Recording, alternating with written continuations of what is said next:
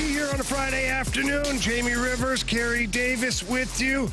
Bradford Bruns on the dials today. Anthony Stalter out. DJ Marshy Marsh out. They apparently took the long weekend this week, Carey. Well, you know. Yeah, I'm just angry that I didn't think about it, quite honestly. What did you guys do at the remote yesterday?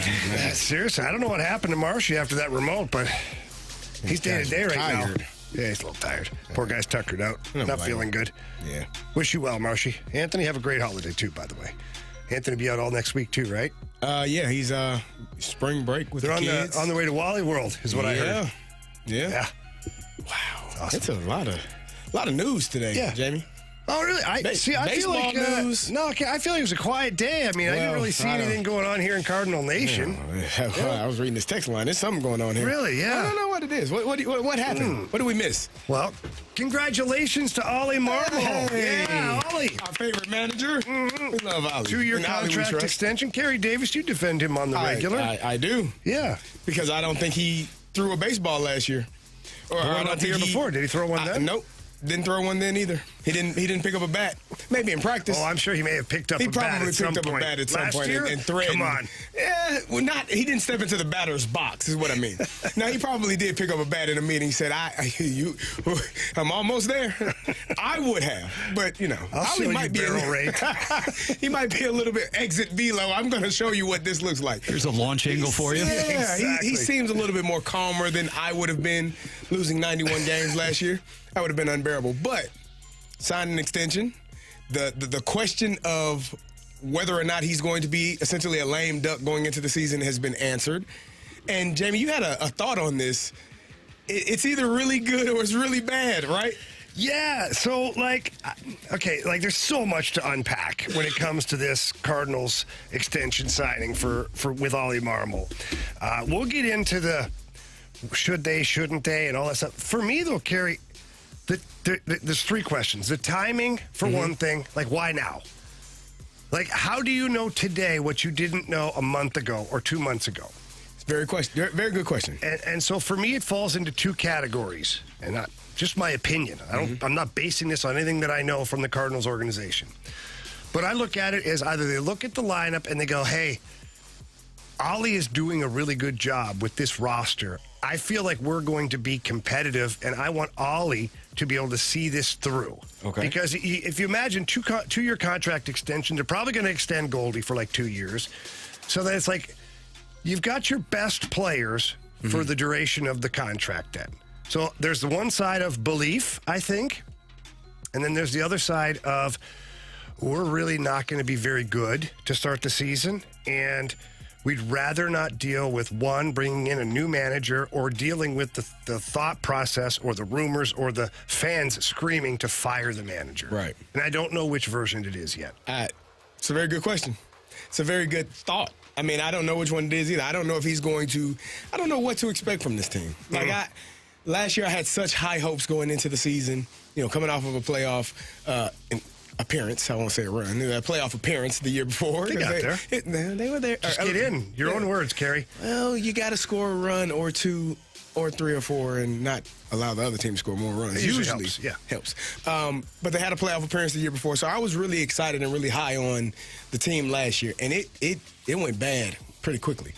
And so going into this year, I'm just kind of reserved in my thought and in my feelings for this team. I don't know what to expect. I'm hoping that they are much better. You can't be at the level you were last year, and you definitely cannot be worse than you were last year. You got your veterans, and hopefully Goldie and Arenado are ready to roll from day one. You got your younger players who got some time under their belt last year and gained some experience in Jordan Walker and Mason Wynn.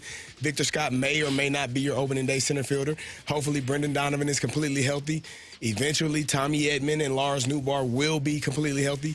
You got Wilson Contreras, who, went through all of the nonsense he went through last year. Hopefully this is a better year, bounce back year for him on the field. He played well, but just the other things he had to deal with. He ended up having a pretty darn good season. Yeah, so I'm cautiously optimistic, but I can't dive in head first without knowing for sure that it's going to be a good setup for him. So for me, there's a couple things too as we continue to unpack Ollie Marble getting a 2-year contract extension with your Cardinals. Is which version do we get? Yeah. And then is it fair to even pin the results on Ollie?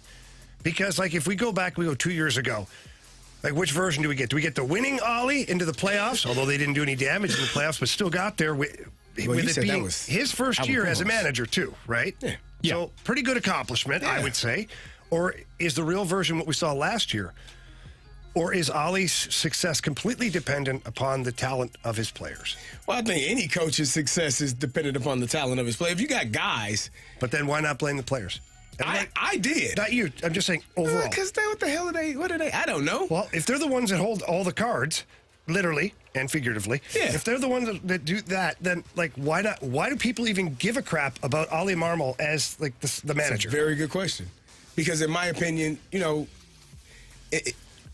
players are the ones that are actually going out there and performing or not performing. We saw this.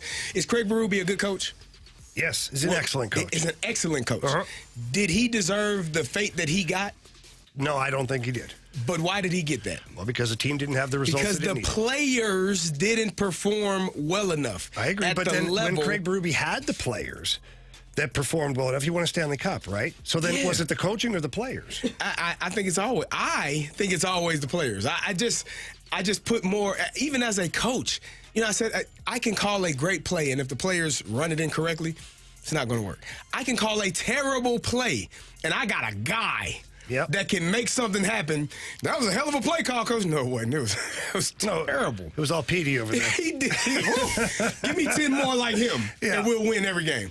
And so, obviously, there is a role for a coach. There are roles for assistant coaches. They do have their part in what takes place on a team and in a game and in practice. But at the end of the day, as players, and I think you've been on teams with really good players that had crap coaches, I'm sure. Oh, yeah. And you all still performed well enough because you outplayed the coaching. We were just better. There you go. But you've probably had some crap teams. Yeah, I figured that's who we were going with. You probably, just came to my mind. It's just out of nowhere. I don't know how I came to that conclusion. You probably had some teams that were not as good or not as talented, but you had some really good coaches as well. Yeah. So, and I don't know if you won many games with those teams.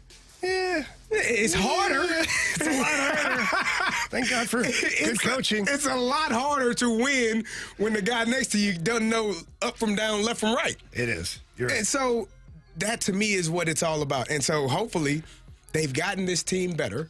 They're healthier. Mentally, they're in a good place. And we'll see what it looks like.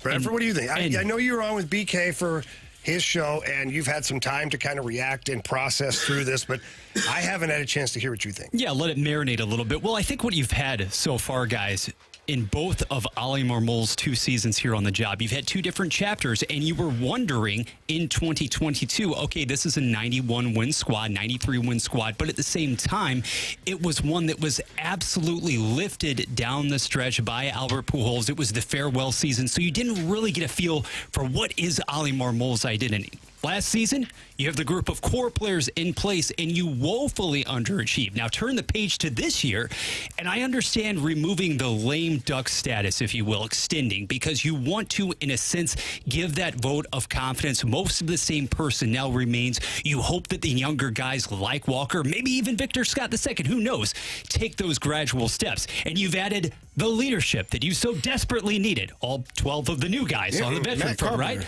And now, all of the excuses, for all intents and purposes, have been removed. You are going to find out, for better or for worse, exactly who and what Ollie Marmol is as the manager, because you've had these 2 different slices now, these 2 different chapters, and you removed all of the other variables. So we may not know exactly the degree to which his influence is on this team, but you're about to find out, and you're about to find out in a way that right now is not constrained by numbers, by length of contract, and so forth. So it removes that element, but like you guys stated before you came in here, right before the beginning of the show, the timing is so suspect. The timing is so interesting.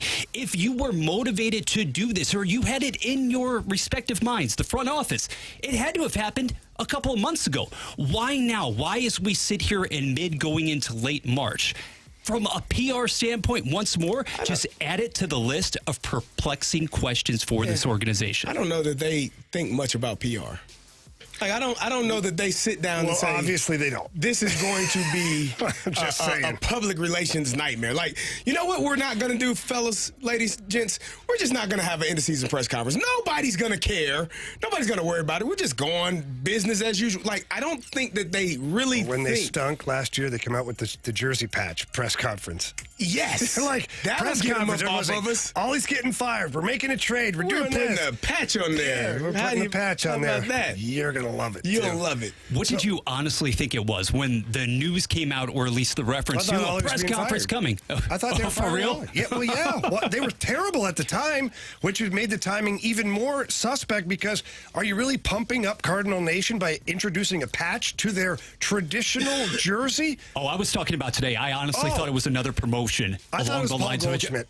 I thought it was Paul Goldschmidt. Predictable much, yeah. It is, but this is a total Cardinals thing to do in training camp. And so here, the one thing I'm going to say, because we're going to talk about this all day, before we get to the text line and things like that, you brought up, how this year there's all the variables are gone and this, that. They should be. Okay, but they should be, but they aren't. Here's why.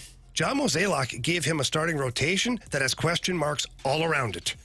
Sonny Gray aside, the question marks are all around the other guys.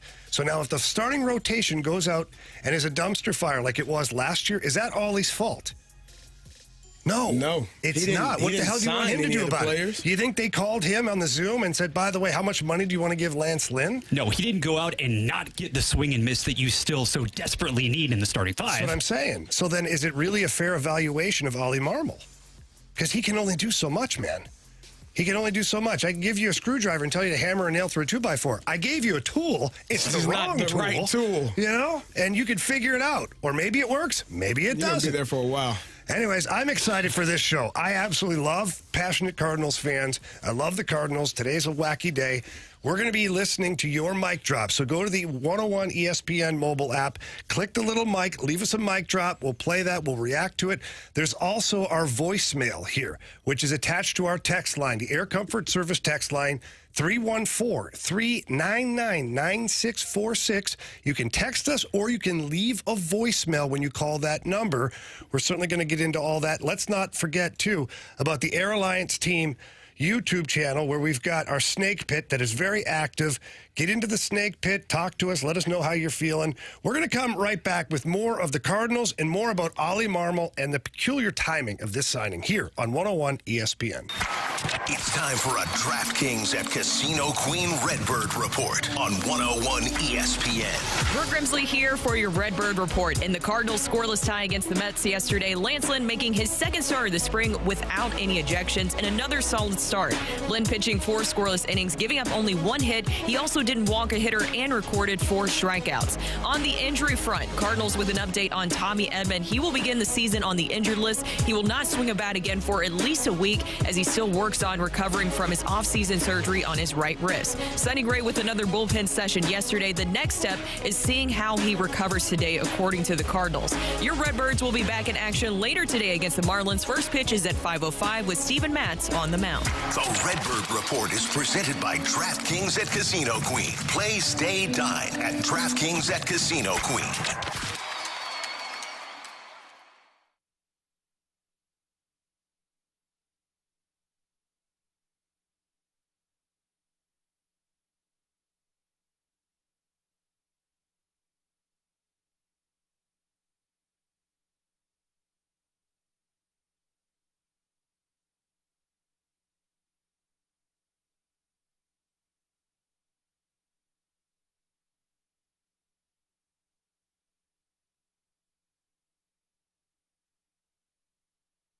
If you know you have a leaky roof or a roof that needs to be replaced, the springtime and all that rain, it's not a great time. That's why you got to give the Happy Roof Company a call. In fact, if you call today, they will have someone out to look at your issue within 24 hours. Just call them at 314-665-3001. Don't worry, I'll give you that number again in a second. But the Happy Roof Company, leaky roof, old roof, damaged roof, they need to be your first call. Residential and commercial roofing, they have the A-plus rating with the BBB, expert field supervisors with excellent project communication, and over 50 years combined combined experience in roofing, siding, and gutters.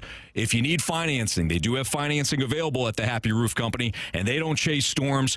100% of their market is in the St. Louis and surrounding areas. In fact, their headquarters is in Sunset Hills. Cost-effective solutions on flat roofing and metal roofs. Happy Roof Company. Give them a call, 314-665-3001, and tell them Stalter sent you.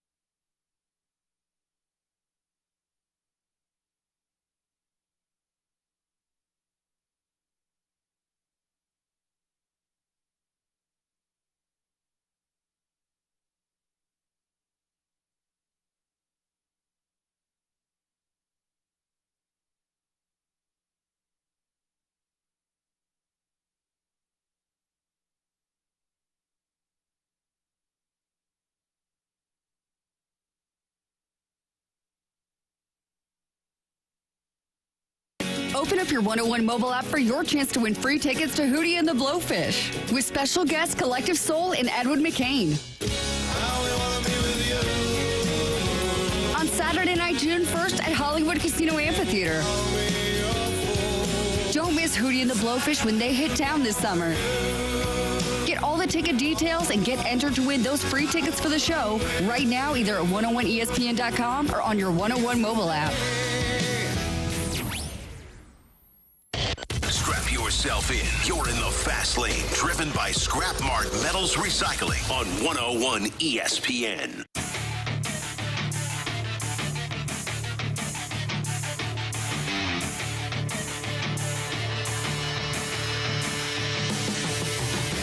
Everybody knows why this was done. This was done because Ollie's a yes man. He runs the team just like Mo wants him to, with little or no feedback. That's why Schulte was fired, because Schulte actually stood up and said what he thought and fought back against Mo's organizational control. That's why Schulte was let go, okay? I'm telling you right now, Mike Maddox knows something that we don't. It's not a coincidence that the year after Schulte was fired, Mike Maddox resigned and went to the champs.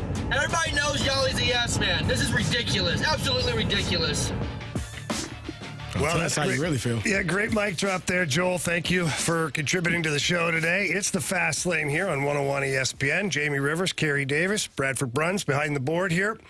It is 2:20. Your time check brought to you by Clarkson Jewelers, an official provider of Rolex jewelry. So, guys, what do you think of what Joel said? Because that seems to be a really, really big slice of the pie narrative here in St. Louis. Well, we talked about this yesterday, and it was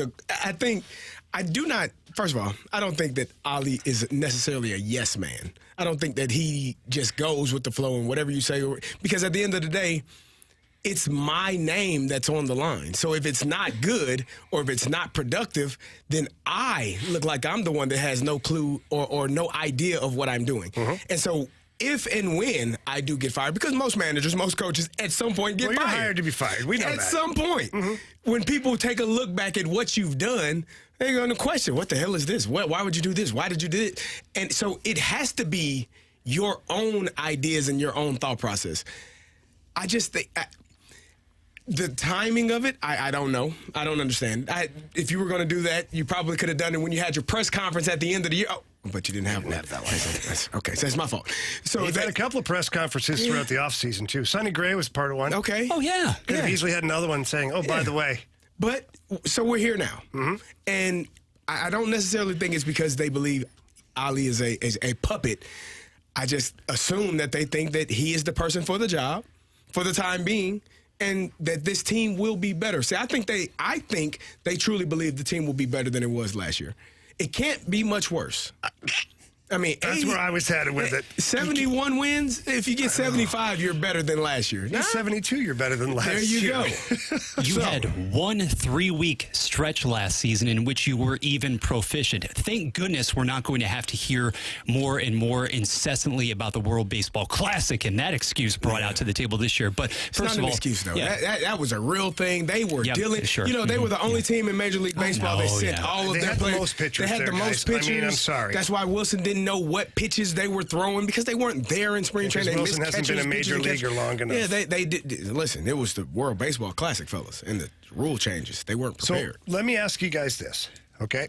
If the narrative surrounding a big portion of Cardinal Nation is that Ollie is a yes man, with the 2-year contract extension on top of this year, now is the time for Ollie to not be the yes man. If he was, and I'm not saying he was, Yeah. but now he's got this year and 2 more years under contract to where he can push back because you're not going to be completely motivated to fire a guy with that much term and money left on his deal. Right.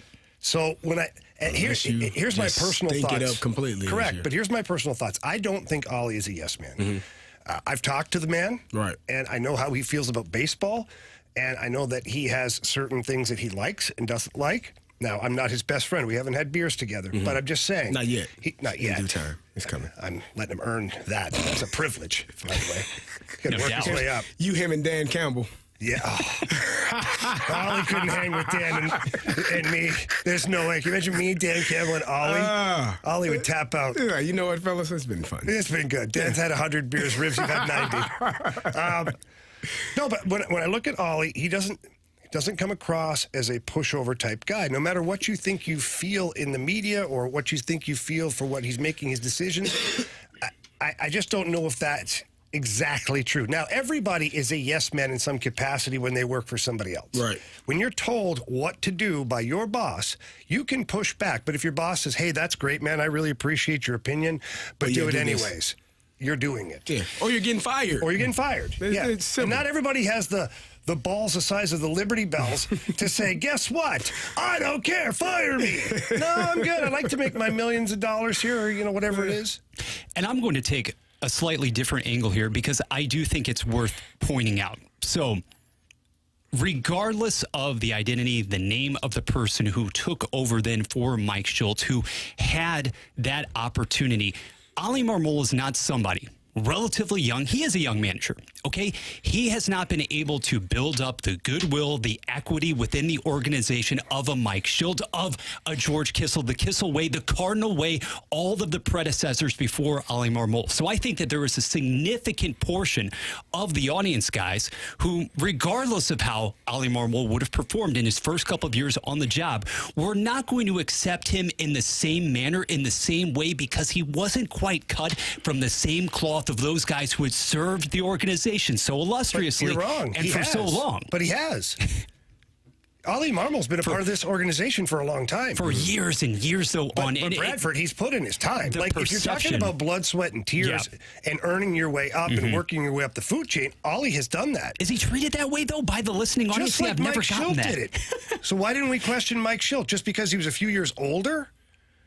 Do It we seems convenient, Yeah, but do we but- not recognize that almost every sport now, the coaching staffs are trying to get younger and younger and more modern? So I don't have a problem. Ollie started from the bottom. He really did. He was a AAA player, I believe, and then he worked his way to working in the minors. He worked his way up. It's not like he was just handed the keys to the camper and said, here you go, man. Good luck. I agree, but what about the read from the market? The read from the market tells you differently. Yeah, but it's just because he doesn't have gray hair. No, that's probably true. I'm serious. If Ollie Marmol came in at the same age as Mike Schultz, people would be like, well, he's put in his time. Well, but does it make him smarter? No, I know a lot of coaches that are older than me that are dumb as crap, that don't know anything. So many. Like, right? So many. So it doesn't. You would Sometimes be it means the older you amazed. are, the more stuck in your ways. Yeah. More stuck in your losing ways. I think one thing that this extension may do, and you kind of alluded to that. I've talked to a lot of coaches that have been fired, and they say, you know what? Next time I get a chance, I'm going to do it my way, because they do do it the way that they're asked to do it, right? Yep. Or sometimes just the way they think it should be. Right. And so when they get another opportunity, they're like, you know what, the hell with that. I'm gonna do it my way. If I get fired, I'm gonna get fired either way. So it might as well be on my own accord. Maybe this gives him an opportunity to open up and say, yeah, you know what, I'm going to, and I don't know that he hasn't already done that, but if there was some hesitancy, having some financial freedom kind of gives you a little bit of rope to say, Absolutely. okay, I'm going to do this instead of doing that and see if it works out for me. But at the same time, is he going to be empowered by the front office, by John Mozeliak, by other members of the organization to take north with him, for example, some of the players who in the here and now potentially give this team the best chance of winning? He already has been. They gave him a further. contract extension. For example, let's just say that in the next week or so, maybe Victor Scott II, the man about whom we have talked so much, about whom we are so excited, is there a legitimate chance that he breaks camp with this team? What if this organization, as has been the case for years on end now, gets a bit gun-shy about that, and instead of giving Ali Marmol, one of the most gifted players on your roster potentially, he begins the year for contractual reasons, whatever, down in Memphis, for example? Is Ali Marmol going to be given the best group to help him succeed and, by extension, this organization to win in what is going to be, no doubt, on the surface, a very difficult April, given what you see from the early opponents on the schedule? Yeah, look, we're going to get into the Victor Scott thing today because I know that the hype train is moving real fast on Victor Scott, and I'm not here to slam the brakes. You better on not. it, You. But I am going to say that he's not the savior, okay? Like, he's not Ronald Acuna Jr. out there right now. Everybody needs to pump the brakes a little bit. Like, if you think he's going to save this team and save the start of the season, no, he shouldn't. And that pressure shouldn't be put on the individual either. But we're going to get into that. We got so much on this show today. A couple of great things. We got Brad Thompson, BT, going to be joining the show at 3:15. Following that, we don't do this often, but when we get two great guests, we double it up. Following that at 3:30, be head coach for the Blues, Drew Bannister. He's going to join us today, talk about a lot of things to do with the Blues, obviously, that are in a real important push here for the playoffs coming down the stretch. So we got mic drops we're going to get into, but next we'll talk about the Blues. We're going to break it up for a second. We'll talk about the Blues and just about how every game is a must-win for them right now and how are they going to do it. That's coming up next here in the Fast Lane on 101 ESPN. The NCAA men's basketball tournament tips off next week, and you can join 101 ESPN next Thursday and Friday for all of the first round action. Join PK and Ferrario and the Fast Lane live from Cybergs and O'Fallon, Illinois next Thursday, and Helen Fitzgerald's next Friday. Come enjoy some food, a cold Bud Light, 101 giveaways, plenty of screens to watch all the games and more with BK and Ferrario and the Fast Lane live from 11 a.m. to 6 p.m. Get more details at 101ESPN.com. Brought to you by Bud Light. Easy to drink, easy to enjoy.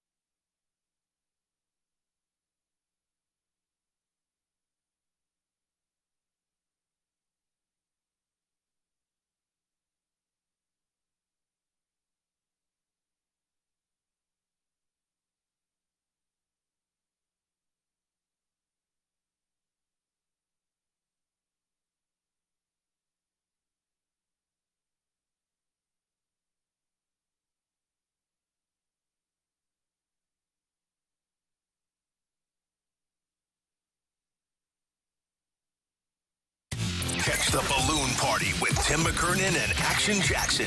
Weekdays from 10 to 11 a.m. on 101 ESPN. The fastest hour of sports radio is driven by Munganast and Burkhardt Alton Toyota.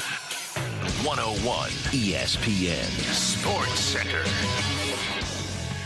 Spring breakout underway at Roger Dean. I'm Bradford Bruns with your Sports Center update, driven by Johnny Londoff Chevrolet and Johnny Londoff Autoplex. Baseball's future getting a major showcase in the present. The Cardinals and Marlins currently battling as part of the first ever spring breakout event. Tink Hintz starts this contest, and then tonight, Steven Matz toes the rubber against the bulk of Miami's big leaguers. Yesterday, St. Louis and the Mets played to a 0-0 tie. In addition, the big story of the day, the Redbirds have extended manager Ali Marmol through the 2026 campaign. On the ice, the Blues must wait until tomorrow for Minnesota to arrive downtown. Puck drop happens at 7 on 101 ESPN. St. Louis has slipped behind the Wild in the central standings by virtue of the latter's 2-0 victory over Anaheim. This Sports Center update was driven by Johnny Londoff. Find new roads and shop 24/7 at londoff.com and londoffautoplex.com. Are you kidding me? On 101 ESPN.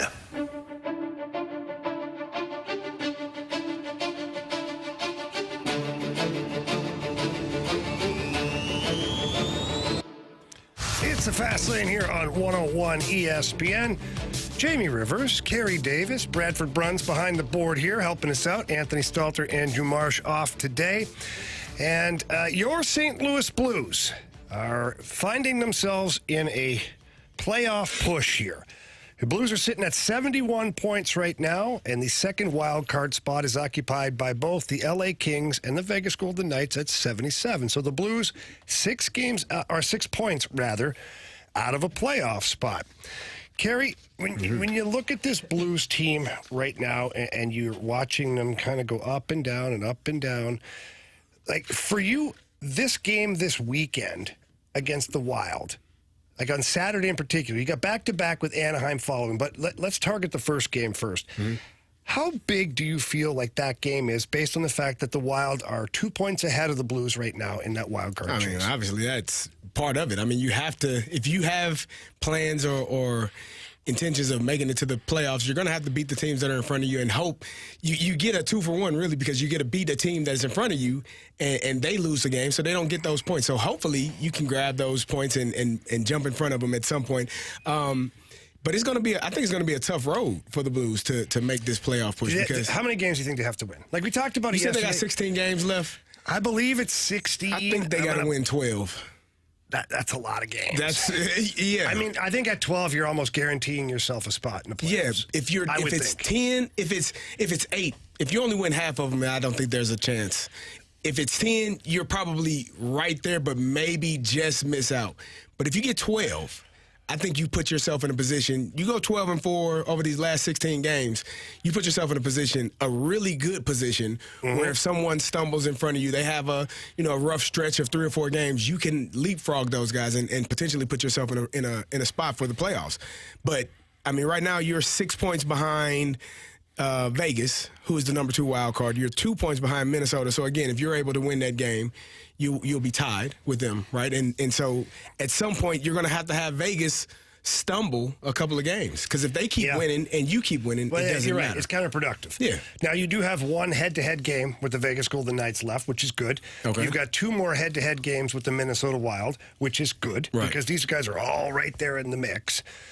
I just wonder, like, based on what we've seen this season, can the Blues can they realistically put together a run like that? That's the $1,000,000 question. Yeah. Because there are nights when you watch them, you're like, this team is, whoa. What are we watching? You watch them against the Bruins, you're like, yeah, I like that. Oh, yeah, you watch them against the Kings, yes, give me more. Yeah. But then you watch them play the Rangers and the Devils, you're like, what the hell am I watching? Why is it so, why are there's such valleys and why are the highs so high and the lows so low? Ain't that a song? It is. It's like this Blues team, the highs are really high and the lows, you're like, oh my God, we'll never. And that's kind of concerning to me, and I'm sure it is to the coaching staff as well as Doug Armstrong as he looks to, improve this roster. Is you sit there and you wonder, well, why? Why do we have some games where we look like we're able to be a top 3 team in our division, And why do we have some games where we look like we should be in the draft lottery for next year? Like, how does it fluctuate so much? Let's have a real conversation. Okay. That's the makeup or the identity of a team that's not really good. Like, that's when you have those inconsistencies, when you show yourself to be really, really good when you play against the Boston Bruins, who is a really good team, but then you show yourself to not be really good against some teams that are bad. That's the makeup of a team that is inconsistent and I don't want to say young because they have young players. They're not young. They're one of the oldest teams in the league. They got guys that have been there and have done it, but it's just the inconsistency. You got some young players that are coming along, but I think those players are playing pretty well. I think they're pulling their weight. It's just a team. When you start watching a team that has those really high highs and those really low lows, you can say to yourself, we're just not really a good team right now. And at some point, somebody or something has to shift in order for us to be more consistent. But with 16 games left in the season, if we're waiting on consistency now, you're probably wasting some time. Well, that's the fact of the matter. To ask for it to fundamentally shift with just 16 tilts remaining in the regular season, at this point, you know what and who this hockey team is. Now, having said that, you obviously don't have any margin for error, but looking at the next leg in the schedule, you have 3 consecutive home games. It's going to be interesting to see how they handle the back-to-back set of affairs, and then you have Colorado next week, followed, mind you, by manageable road contests against Ottawa, against Minnesota once more, and then you host Vegas. Dangerous word. It's dangerous. When you say manageable, when you're looking at it from a practicality standpoint. Yeah, like, but we've seen it. I know, but Carey, when you look at the standings, and you look at the record, but you come on. I know. I agree. Stop. No. Stop. Okay, the Pittsburgh Steelers are going into play. Who the hell was terrible back in your day? Cleveland. Okay. We lost to Cleveland. I know, but in Cleveland. But on the schedule, you would look at that as this is a winnable game. Yeah. Yeah. So that's what we mean. I understand. That's all. That's all Bradford. You Okay. know why you got to jump all over Bradford? I wasn't jumping on Bradford. He's working his butt out. Sir, we Jesus, salute you. You've Carey. done a fantastic job. He's going to Right walk back at out you. and then Spinning we're the stuck dials. pushing the buttons. Yeah, That ain't well, good. we won't have a show at all. We can We push won't have buttons, any just not commercial those breaks. ones. Nah.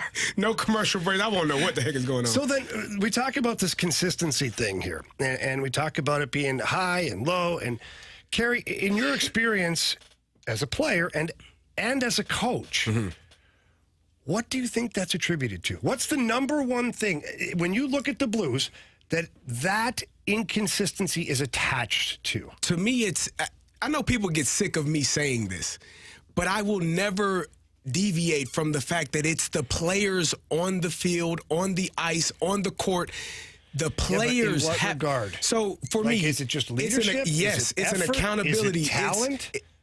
It could be all of them. Okay. But there's a level of accountability that, Jamie, you would not want to go and not do your job well enough and have to look at Al McInnes in his face, right?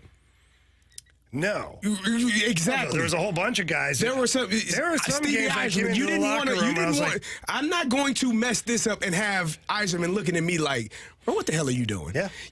Because you had a level of respect for him as a veteran, as a leader, as a superstar, as your teammate. And I'm sure there are guys that were not Hall of Famers that you felt the same way about. I do not want to piss that guy off. I think that there's a level of accountability that you have to have as a team to one another. There would be times where, even as a coach, I would tell my team, hey, at some point, y'all should say the hell with me.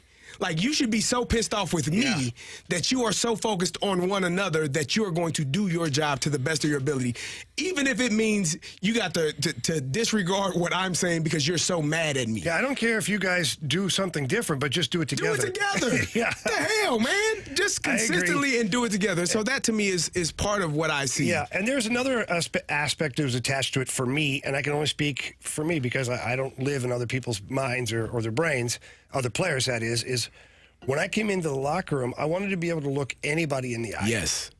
Like, I didn't necessarily have the greatest game. Right. But I left it out there. Like, left it all out on the ice. Like, You did what you did to the best of your ability. yeah, and if I sucked, if I made a bad pass, I mean, Right. these are things that happen in a game. If I made a bad pass because I was lazy or because I didn't care, that's way different than me trying to make a play to win a game. Right. Or then if I make a bad pass, what's my reaction? Am I sliding around trying to block the shot Right. after? Am I going like...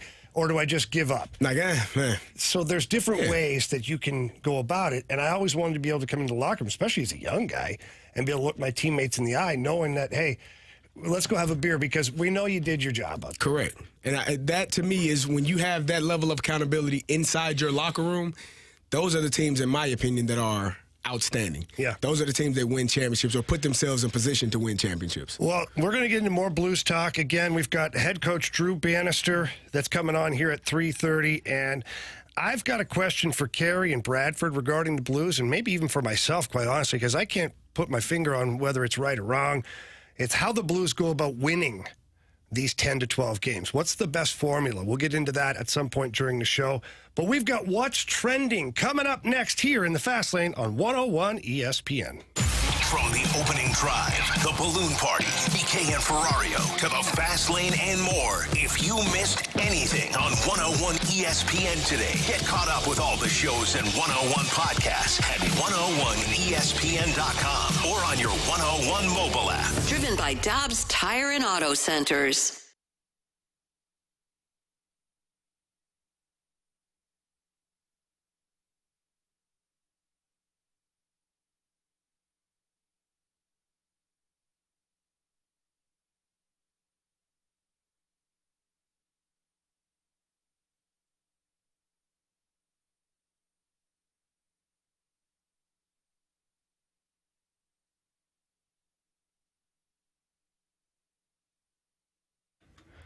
Elevate your performance right now over at Pure Performance. They are the best in the business at accessorizing your vehicle.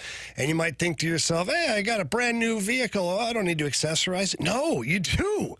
In fact, more people go into Pure Performance with brand new vehicles looking to add something to it because anybody can buy the generic vehicle. You got to make that vehicle yours. And the best way to do it is with the amazing accessories over at Pure Performance. And you find them in their 25,000 square foot facility. They've got everything to offer you, whether it's a Jeep, a Bronco, an SUV, a pickup truck, even minivans have accessories that you can go and make your vehicle unique. Do me a favor, though. When you get over to Pure Performance, you have to ask for Shelby. She runs everything over there. And you tell Shelby that Jamie Rivers sent you in, and then she's going to find out what kind of vehicle you've got, what you're looking to do, and then what your budget is.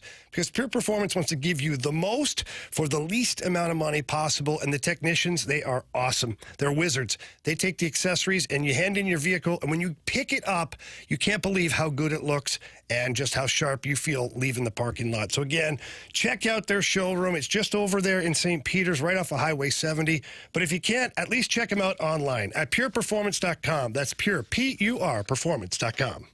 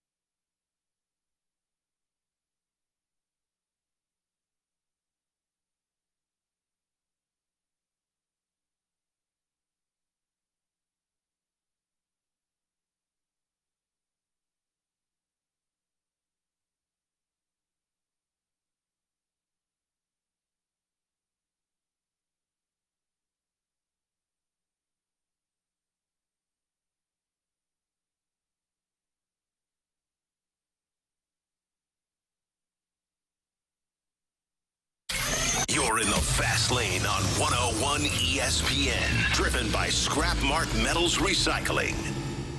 It's It's time to find out what's going on in the sports world with What's Trending Now. Brought to you by Goodwill. Donate a car and get tickets to the St. Louis Cardinals.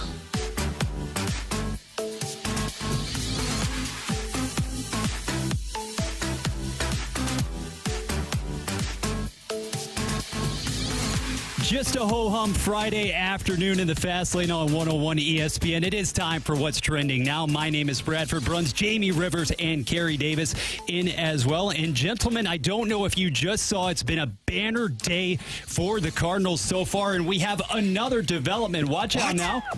Oh, breaking news, Carey. Breaking news alert.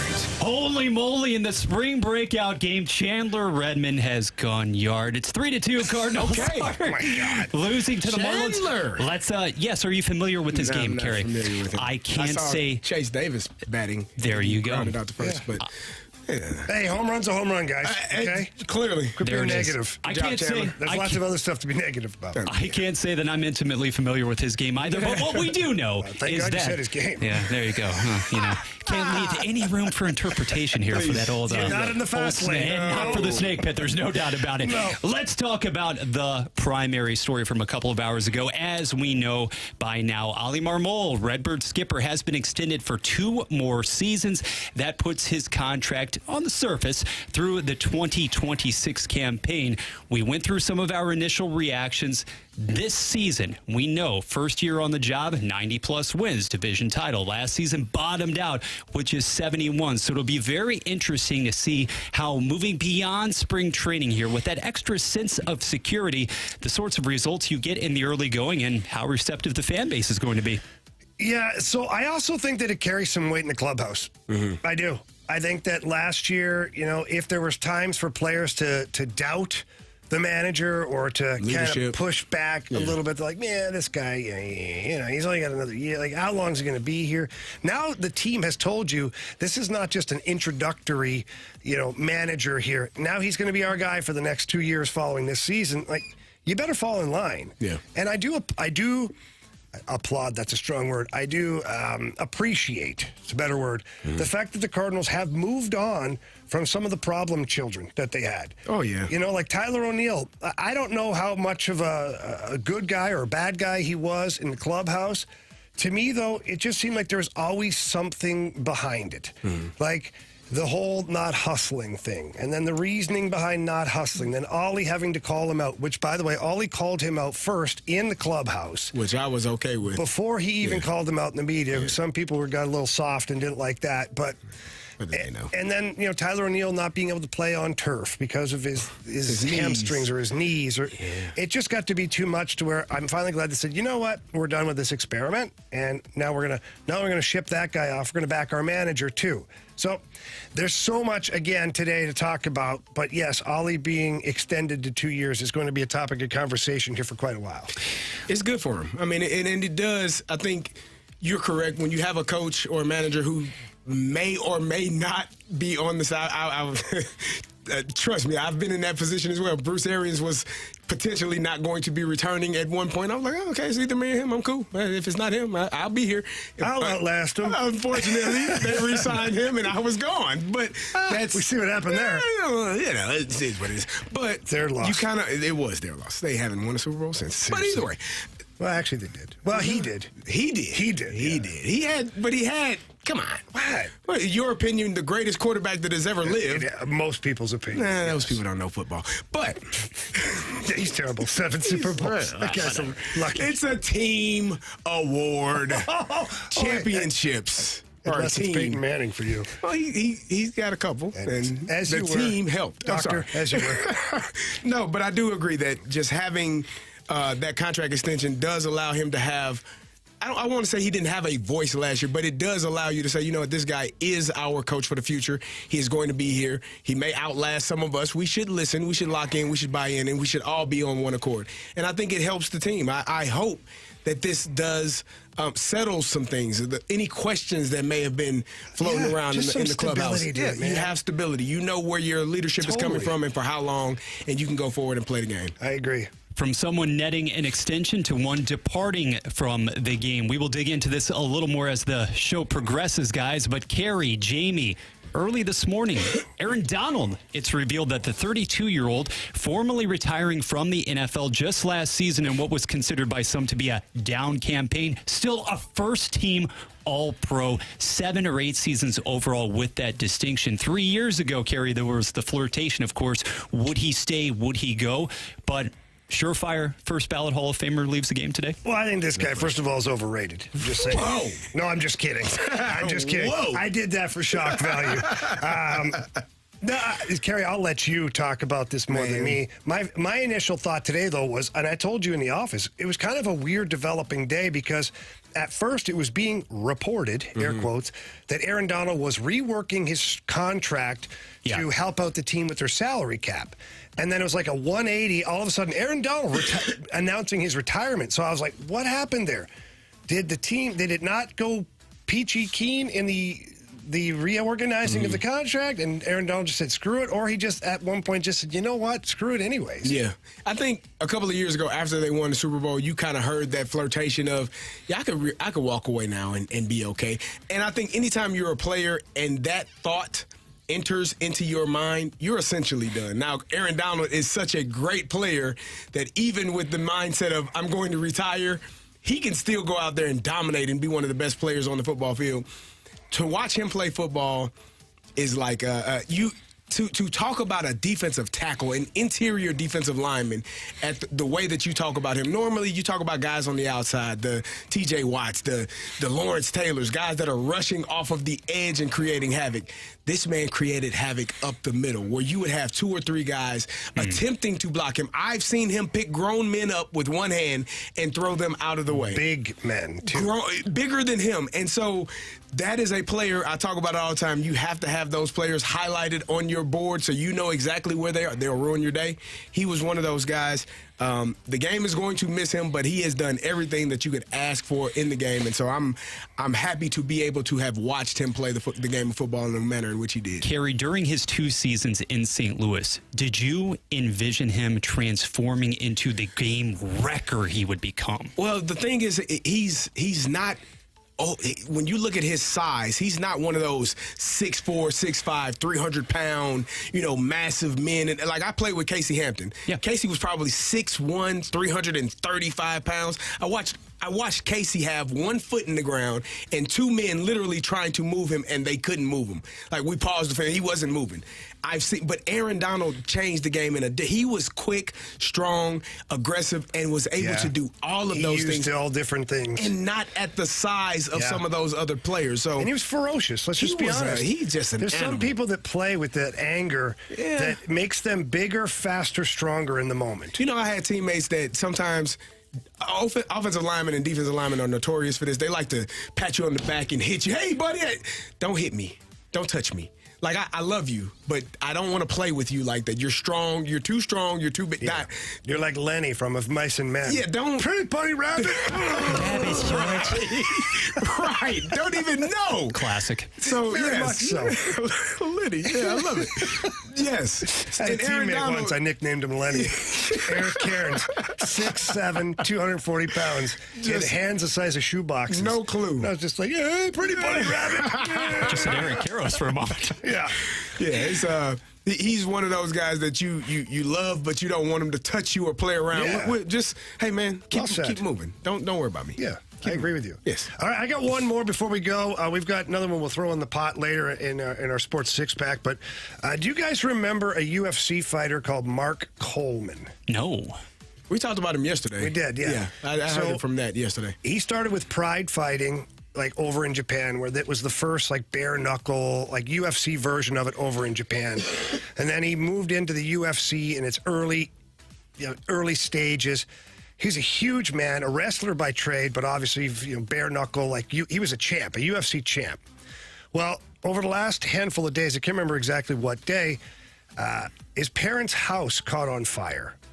And Mark Coleman ran into the burning home to save his mother and father, and then attempted to go back in to save the family dog. That one didn't work out. However, he did rescue his mom and his father, and then had to be airlifted from the scene because he had collapsed and whatnot. And I believe he was in a coma at the hospital until yesterday morning. And yesterday morning, he came to, and his children were there, and they embraced him, and he was full of tears and just, so thankful. And then he was crying because he was able to save his parents. Like, how crazy is that? Like, I consider myself to be a man's man. Yeah. Okay? I do. I really do. I as well. And you as well, okay? And I had this discussion the other day. Oddly enough, weird. My brother and his wife and my girlfriend Ashley were all visiting me in New York, and somehow running into a burning building came up. I was talking about falling off the Empire State Building. Would you rather, or burn to death? Oh. And I said to I know it's an interesting conversation. The Rivers place, I'm telling you. How do you get there? I don't know, but we got there. And then this thing happened. And so I'm sitting there, and that day I said that I would rather fight my way through a burning building than fall from the Empire State Building, because I always figure that I've got a chance. Yes. I can get through this. If you fall off the building, you don't have a chance. No chance at all. Nobody's flying, and I ain't bouncing. Well, I mean, I'll bounce, but it won't be in a good way. No. Yeah. So, now that being said, and it's your family members, but in that moment, Carey, I maintain this still to this day. That is a fight or flight moment. Oh, yeah. People either run into the burning building or they run away from it. Correct. Yeah. And I don't know which one I would do. If my parents were in there, I would like to think I'm running in to save them. Right. Family members, even the family dog, I'm making an attempt at it because obviously dogs become a big part of my life, or cats or whatever your animals are. But man, that'd be a tough one, right? It is a fight or flight type of moment. You are making a decision. And I don't think even in that moment, you're probably not even thinking about the repercussions or the ramifications of what could take place if you are unable to make it out. You're in your mind, and like you said, men's men just run in, go get it done, and I will be okay, and I will succeed. Yeah. Till you get 2 feet in. That's the detriment. Whoa, it's hot in here. It's damn hot in here. And the worst part is the smoke, though, too. That's what Mark Coleman said. The inhaling the smoke and passing out and all this stuff. Yep. And so, I know my parents would probably kick my ass, be like, no, don't run in. Yeah. Because why would all three of us die? Correct. Save yourself. But human instinct sometimes kicks in, or animal instinct, to go in there and save people. Yeah. And there are stories of people doing that for complete strangers, too. I mean, I know our firemen and firewomen, our first responders do it all the time. And again, let's take this moment right now to thank them for all they do. Oh, no question. Because they don't have a choice. They have to run into the burning building. Right. And that takes some serious guts, man. Yes. So hats off to them. Hats off to Mark Coleman. Just a courageous act that I won't forget, that's for sure. It's amazing. All right, coming up next here in the Fast Lane, we're going to go back to Ollie Marmol. We have a ton of mic drops, so we want to get your reactions, and we want to talk about all this next on 101 ESPN. College hoops are on ESPN. Tonight, it's the Pac-12 semifinals. Coverage starts at 7:45. Your home for the NCAA is 101 ESPN.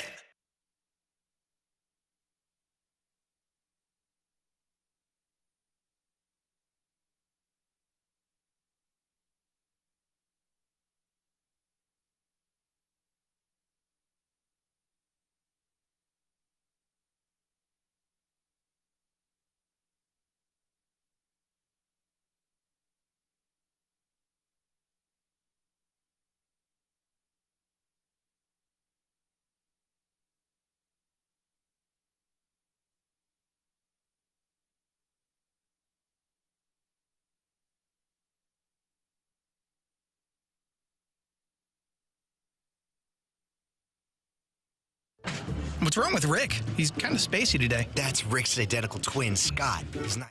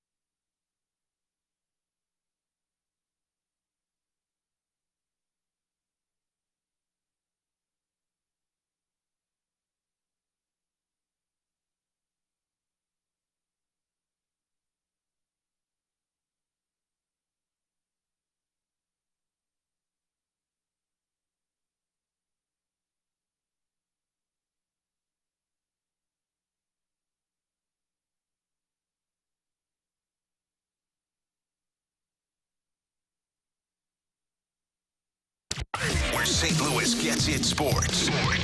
WXOS, WXOS HD1 East St. Louis, 101 ESPN.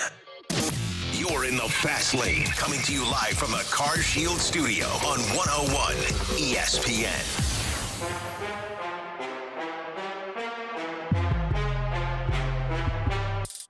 To me, it feels like they're spitting in the face of the fans. But more importantly, I think it's the national media. I mean, I already follow John Boy Media on Instagram and stuff. The national media is ripping these guys apart. Like, people, not just fans of the Cardinals, fans internationally are ripping this move to shreds because they're seeing what we're seeing from the outside in. They're not involved in everything, and even they are saying, what the hell are we doing? What are they doing? I don't know. It doesn't make sense to me. Well, thank you, Clayton, for the mic drop. We appreciate that. And Cardinal Nation, if you are not aware of things that have happened here today, the Cardinals have extended Ollie Marmol for 2 more years following this season to be manager of the team. And we're reacting to that. And we've got a ton of mic drops left here. And again, guys, I'm just going to start it off by saying that the timing to me is just so peculiar. I would love to have John Mozeliak on and for him to truthfully answer that question. Truthfully. Man. To where you're like, I've flipped him 3-4 bourbons. Okay? The truth serum's hitting him. And find out, because what changed from middle of the offseason or even end of last year to now? The record's the same. Well, thought I saw that or heard that the great training camp, great spring training so far. Yeah. Things are running smoothly. Yeah, it's amazing. Yeah. Real smooth. Helps. Yeah. I don't know. It doesn't, Carey. Stop it. You just stop it. I have no clue, man. Because I think that if you were going to do this, you were probably thinking about this all off season. And who was it? Clayton was the caller? Yeah, Clayton. Yeah. People are probably questioning outside of St. Louis, what the hell are they doing? This is a team that lost 91 games. What if they're not? You don't think so? If you were if you were in another city, and lost, which one am I in? It matters to me. Am I wearing shorts or pants? You're going to be wearing pants. It's probably, let's say New York. I may not be. You might not. You might have a Speedo on. It just the former. Walking. Yeah. Okay. So other cities continue. You're in New York, Oh. and the Yankees lose 91 games. Oh, that's not fair, though. That's New York. Okay, what city would you like to go to? We can't go to Miami because nobody shows up. Nobody knows that they even have a team. You can't go to the Los Angeles Angels of Anaheim because they don't care You either. think the Cubs are on par with the Cardinals? Okay, let's go Cubs. When it comes to national visibility? Visibility? Like, absolutely. let's go Consider the Chicago market Cubs. alone. Yeah. Oh, yeah. Okay, so let's We say... can even say White Sox. How about, well, no, I'm not saying White. Chicago Cubs. Check don't. yourself. I'm sorry. I apologize. Yeah. Chicago Cubs. Yeah. Lose 91 games. Manager is in his final year of his contract, and they re-sign him to a 2-year extension. Do you not think that would be problematic in Chicago? Well, they did that. They literally did that. Who was the player, the catcher who became manager? They just jettisoned David Ross. Yeah. And he was terrible. And they gave him extra years. Well, and then they backed up the Brinks truck to dump Ross for what they perceived to be an upgrade, or who they perceived to be an upgrade in council. Yeah, and they're not afraid. Okay, so I guess my point is, Carey, is you're right. I'm not saying he didn't lose 91 games. He did. But the players did, and so did John Mozeliak, and so did the DeWitts. The entire organization lost 91 games, but they also, how many did they win the year before? 93, I believe. Okay, so wouldn't the median fall into place here? I agree. I'm just saying the optics of it. I don't have a problem with it. My question, as you said, why now? Yeah. Why at this moment did you decide to do it today as opposed to at the end of the season? Or play out the first couple of months of the season and then do it when you based on... Yeah, but what if the first couple of months are terrible? What if they are? And now you're still sitting here and you just gave them an extension. Yeah. What if they are? Dude, I'm totally riding sidecar with you on this. I don't know. And again, I think he did a great job his first year. Last year, he didn't do a good job because the team didn't do a good job. It falls on the manager, always. I get it. But it's still the question is why now? That's right. Why now? Why in this moment? Bradford, you seem like you have the answer. Go ahead, sir. Well, I don't know about that, but I do see two sides of the coin here insofar as, in my estimation, if you're a winning organization, if you have aspirations of really advancing into the postseason and being a competitive squad, how many of those teams typically go into a season, go into a year with a quote-unquote lame duck manager entering the final year of the campaign? It's not on paper a good setup, right? But at the same time, if you are so laden with veteran leadership and experience and you feel comfortable about the makeup of your clubhouse and the makeup of your roster, are you really concerned about that element when, Carey, as you stated, what's the difference between now and a couple of months from now unless you do want that built-in excuse or support padding in the event that you get off to another wretched start? Okay, let's get into some more mic drops here. While I'm doing that, Bradford, can you do me a small favor? Can you find out how much time John Mozeliak has left on his contract? Next mic drop here. Hang on. Next mic drop here is from our guy Adam. To me, it sounds like this was maybe a meeting that they had scheduled probably for a long time, about halfway through spring training, see how things are going, check in with the manager, and within that meeting, they decided to make this decision. It's confusing. It feels like it could have been done later. It feels like it didn't need to be done at all. But, I mean, I don't hate Ollie. It's whatever. Like, they're going to play as well as the talent on the field. And I'm not sure that that's World Series caliber yet, unless and if they ever sign another legit starting pitcher. All right, Adam, thank you for that. Appreciate the mic drop very much. So it seems to be a very common theme with these mic drops. Now, Bradford, did we find out what Mo's got left? Yeah, it didn't take a surplus of research. No. He is extended. He is in place through the end of next season, so the end of 2025, right, which makes for an interesting arrangement if you think about and if you have maybe some confidence in the ability, perhaps if they work well together, of one Kyle Bloom, who was brought in over the offseason. So maybe if you're looking at a possible succession plan there and having Marmol work obviously in one hand with the other, a lot of different permutations could be had, but you're talking about a short-term situation. We don't use words like that in fast lane. I got lost. None of us understand what you just said. Lost in the sauce. Furthermore, we usually think it's an insult, okay? But no, Bradford, good thoughts on that. And in all seriousness, here's where my head goes, is this is why I asked that question, is Ollie Marmol attached to John Mozeliak. So, like, John Mozeliak made the decision to hire Ollie, and now maybe he's sitting here going, you know what? I'm going to ride it out into the sunset with Ollie, and I'm going to give him an extra year. So then if things go good, the Cardinals can retain him or they can let him go. Right. With a year left on his deal, it's not going to break the bank for them to do that. So that's another reason where maybe John Mozeliak decided to hitch his wagon to Ollie and say, I brought him in. I'm going to stick with him during my tenure. And when my tenure's over, if they don't keep him, my guy at least has another year of contract to be paid. If they do keep him, then great. My guy was the right choice. So, I don't think that's a bad idea. It's not crazy. We got more mic drops here, but before we get to them, we got Busby and Steve. We're going to get to you guys very soon, but before that, coming up next here in the Fast Lane, we got our guy, BT, from spring training. We obviously have a lot of questions for BT. He's been awesome to jump on with us today. So Brad Thompson coming up next here in the Fast Lane on 101 ESPN. It's time for another moment in Blues history.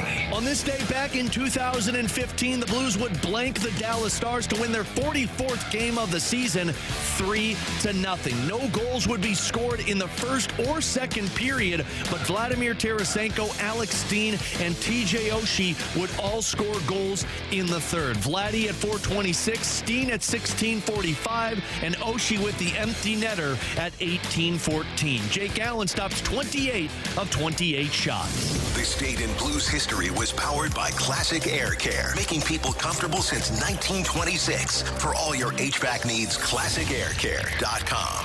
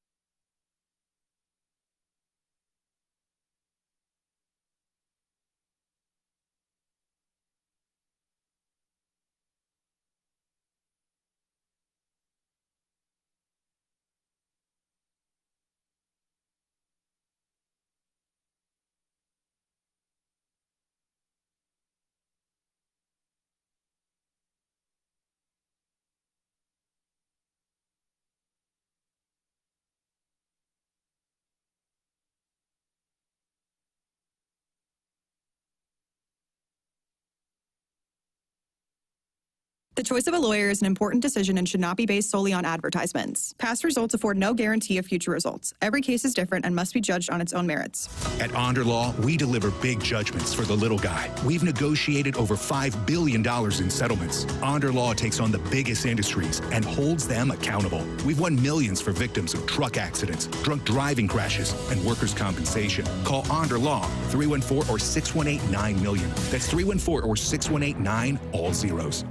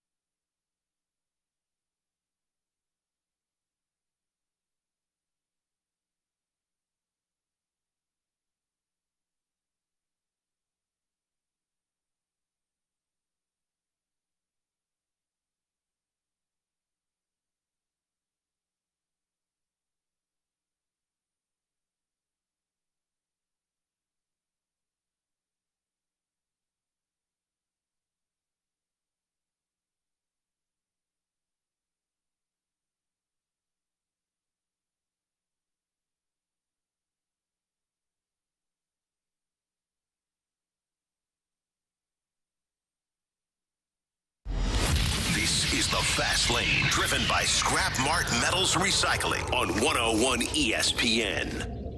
It's time to fly down to Florida for a spring training report on 101 ESPN. Presented by E&B Granite, Brooke, Jamie, Curbs, and Bernie Federko's choice for countertops and cabinets.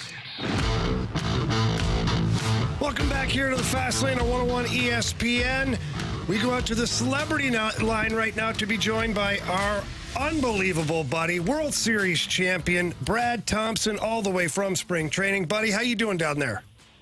Man, I am doing great, and I see that some things never change. We're still playing it fast and loose with the celebrity line, but I like it. I like it. Happy to join you guys today. Oh, man. One, thank you very much for coming on. We really appreciate that. But two, so obviously the big news of the day is Ollie Marmol signing a 2-year contract extension. You know, obviously Cardinal Nation has a lot of questions. Some people are behind it. Some people aren't.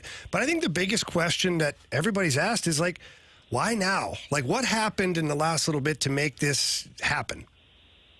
Well, it's not like these decisions happen overnight, right? Like they decide, hey, today's going to be the day that we extend Ollie. You guys know how it is, whether it's Major League Baseball, it's the NHL, it's the NFL. The last thing that you want is a leader that you do believe in. It's very evident and obvious that they believe in Ollie Marmol to be managing in the final year of their contract. It just feels like you're kind of cutting their legs out from under them. So spring training is always an extension season. I think that we've expected extensions over the years for different players. Paul Goldschmidt is one that maybe we see that at some point this spring. Who knows, what direction they're thinking about with that. But I think it's one that they've been thinking about for a while. And I understand, and I've seen some of the online chatter with reaction to Ollie's extension. If you were around it last year at all, you would, and this sounds counterintuitive, guys, but he earned the extension with the way that he handled last year. Last year was a terrible season, as we know. 20 games under 500. he was the same guy day in and day out. He was consistent. He truly cared for his team. He is a phenomenal leader. And I was blessed to play for Tony La Russa, one of the best to ever do it, Hall of Famer, and loved him to death. I wish I would have had an opportunity to play for Ollie Marmol. I just love the way that he goes about it, and I'm happy for him. So the timing is something they've been talking about for a while to get this done, and I'm happy that he was able to do it. BT, you're down there in spring training, down there in Jupiter. What is the difference, if any, from last spring training to now? What are you seeing in terms of how the team is looking, how they're going about their business? Yeah, well, first of all, you see a starting staff that you actually know what you're going to get. That's the biggest thing. It's very difficult to be test, and Mo said it, hey, I was going to go out and get 3 starters. Lo and behold, they went out and got 3 starters, and there is something to be said for just knowing what you're going to get and consistency, and that is something that this staff will bring. And you have a far more veteran presence. Look, Cardinals are playing tonight, right? Playing the Marlins tonight. We're going to do a joint broadcast on Valley Sports. I'll be with Paul Severino from the Marlins. And pitching tonight for the Cardinals is going to be Steven Matz. He is the baby of the rotation. Okay, he's just a boy, 32 years old. He is a baby of this rotation. Now you can look at that and say, well, they're too old. To me, I look at it and say, I look at the track record of these guys. I know what they're going to give you. Cardinals only had like 40-something quality starts last year, and they won over 60% of those. That leaves a lot to be desired when it comes to the starting staff. So just having those guys around. But, Carey, the veteran presence, and I know that each one of you guys have had players in the past that have helped you learn how to be an NFL player, learn how to be an NHL player. Certainly I've had somebody teach me how to be a big leaguer. They have an abundance of those guys. So Matt Carpenter coming back, Matt has helped so many guys already. He knows his role really well. Crawford is that guy also, multiple-time World Series champ. I think it takes a lot of the pressure off of Goldie and Arenado, too, from a leadership standpoint. They're great leaders, but they're more lead by example, even though I think they've both gotten out of their comfort zone the last couple of years, knowing that there was a need for that. But it's just it's a real presence around this ball club. They've got an intensity, they've got a fire, but they've got a veteran feel around them, which I think is going to be important. Speaking of the feel of the ball club, and you talked about the veteran presence, which is great because you do have some young guys that can still learn. And obviously Jordan Walker, Mason Wynn. But honestly, the topic of conversation, BT, and you're not going to be surprised by this, is Victor Scott. You know, he's out there in center field, and he's got obviously a ton of talent. He's electric to watch out there. But, you know, just you watching him, what have you seen from him so far? And is this guy like major league ready? I worry that sometimes all this talent is so exciting to watch, but he may not quite be there yet. I'm not sure. Yeah, well, I'll start with that one, right? Is he major league ready? I would say this. He will have some struggles like any young player does offensively, but Victor Scott II knows what he is as an offensive player, too. I think that sometimes you see guys get to the big league level and try to become something that they're not, or maybe try to even evolve a little bit faster than they should. Vic knows he is a bat-to-ball guy. He is a guy that is not afraid to slap the ball on the ground and run, and he'll figure out ways to get on base. And I think that skill set suits him very well at the big league level. And he can certainly evolve into more power. I just got a chance to watch him along with a lot of the other Cardinal prospects in the prospect game that they're doing, the breakout prospect game. And he just, to me, he's a big league ready center fielder. And you look at the injuries that the Cardinals already have. Tommy Edman, as they said, will not be ready for opening day. They're still fingers crossed on Lars Nootbaar, but it wouldn't be shocking if he wasn't ready for opening day. Man, you go to L.A., you go to San Diego, a couple of huge outfields. I personally, this is former pitcher speaking, I would love a guy in center field that can go get everything, that covers both gaps by himself. He takes pressure off of the corner outfielders, whoever they are, one of them being the young Jordan Walker, who's made a lot of strides as well. I think the skill set is big league ready. And then when it comes to just the person that he is, he's 23 years old.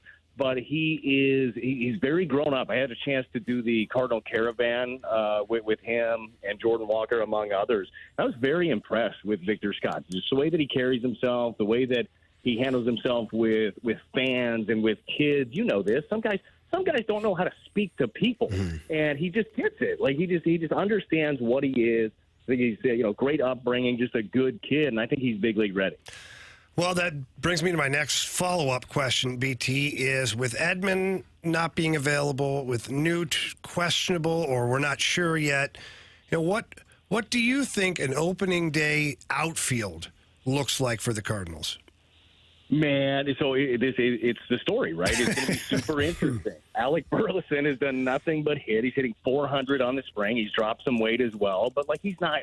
Nobody's going to confuse him for a Gold Glover in the outfield, although he's far more athletic than maybe he appears. I don't know. Maybe it's the beard. Maybe the beard makes him. Oh, the barrel chest. I don't know what it is. The big barrel chest. Who knows? Yeah, who knows? But he is definitely more athletic than maybe he gets credit for. But he's done nothing but hit. He's taken advantage of that opportunity. Dylan Carlson is obviously the guy that was pegged as the fourth outfielder coming into spring, and all of a sudden gets thrust into a spot where if you're just penciling it in right now, he's likely your center fielder unless Victor Scott continues to do what he's doing. My best guess, though, if I had to just pick what my outfield is going to look like, if I had to say, hey, Brad, you have to put a bet on this, what's outfield look like on opening day against the Dodgers? From right to left, Walker is the easy one. Center field, I'm taking a shot here, and I'm going Victor Scott. And left field on opening day, I'm going Brendan Donovan. Nice. I thought you were going to say Alec Burleson. I've been pushing for Burley. Well, is Donovan ready? Because all I hear is that, he's throwing the ball. He may not be ready from the outfield. So you're down there. I'm here. I have no idea. If Donovan is ready, then absolutely he's in there. Well, he's definitely ready, right? And Donovan, by the way, he and his wife just had their first child, so he'll be away from camp for a couple of days. Yeah, big time congratulations to the Donovan family. But it is he played in the outfield yesterday for the first time, so everybody knows that he had the UCL repair surgery on the elbow. So they eased him into things this spring training. They were keeping him at second base for the first couple of weeks. They moved him across the diamond to third base, longer throw, and then yesterday we saw him out in the outfield. And he got tested early, had a couple of balls in the gap that he tracked down very well. The arm is good for him. So I think that Donovan goes right back into that super utility role, which is a very versatile one. But he could plug right back into the, hey, we'll put him in left field because we need him now role. So the fact that he's healthy and available is incredibly important for this team. All right, last thing I got for you here, BT, is I know you're handling yourself like a pro down there at spring training, and this guy handles himself like a pro, but I worry about him. How's our guy Chip Carey doing? Boy, he is a pro. He's an all-star on the field and off, okay? He's a Neon League all-star also. He'll hang out with me at the nighttime. Now, Chip is always on his best behavior. He had his beautiful family in town for the last week. I was basically like the kid that he didn't want. I kept crashing all their family dinners for the last couple of days. Like, Dad, you're buying this time, right? But no, man, Chip and I have had so much fun. We've had a blast in spring training, and as we've talked about in the past, we had more fun than a team that lost 91 games last year than they probably should have. Yeah. So he is doing well. He went back home, though, today. He'll come back on the 20th to do a couple more games before the team heads out to Arizona. So been bouncing around with the play-by-play guys. Like I mentioned, I got Paul Severino from the Marlins for the ball game tonight, so we're going to have a little bit of fun. But Chip is he's been on his best behavior, and I would say he's in mid-season form. Nice. Well, buddy, we really appreciate you coming on. We miss you, man, and love what you're doing down there on Bally Sports Midwest. Obviously, keep applying the sunscreen, and we'll catch up with you soon when you get back here. Oh, I'm SPF 100. You already know it. I'm buying it like in bulk over there. I miss you, too. You're doing great work with the hockey stuff. And Carey, I think I'm going to be joining you for a couple of hours on Tuesday. So I'm looking forward to it. Yeah, these guys, everybody's leaving me. They're all out of town. So thank you, BT. Personal, I know, right? They said the hell with me and leave me to do the work. Thank you for joining me. Yeah. All right, BT. See you. Take care, brother. All right, that was Brad Thompson.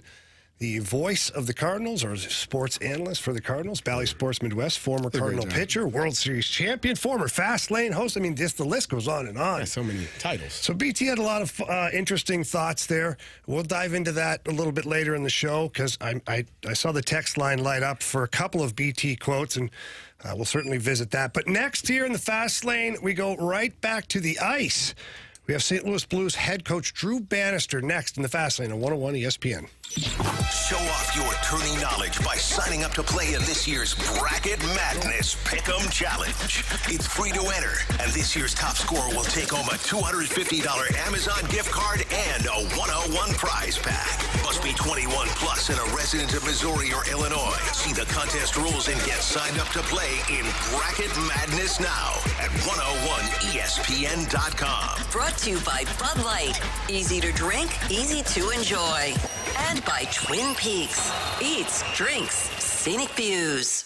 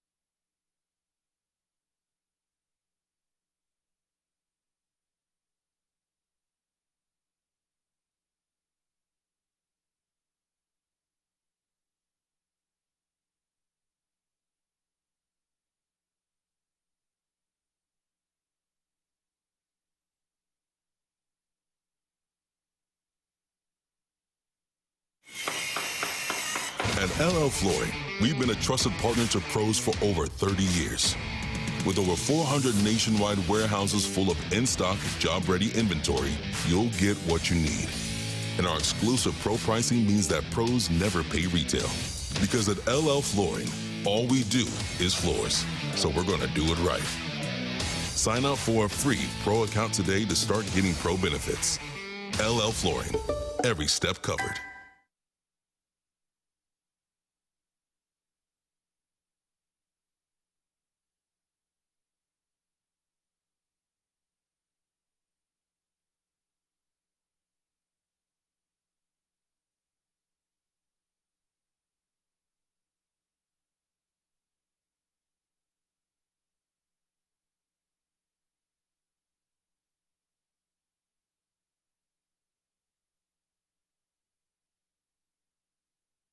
Come to Audible and discover the best selection of audiobooks without exception. Bestsellers, new releases, plus podcasts and exclusive Audible originals. You'll find everything you love all in one place. Sign up for a free 30-day trial at audible.com.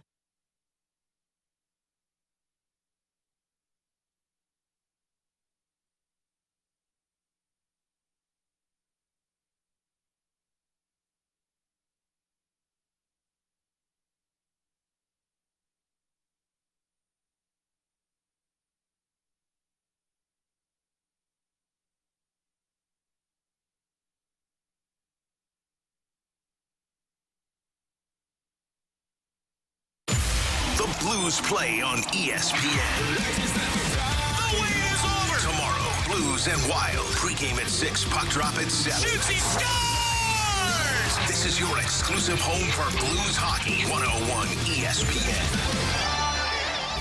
More of what you want to hear. Sports. This is the Fast Lane. Broadcasting live from the Car Shield studio on 101 ESPN.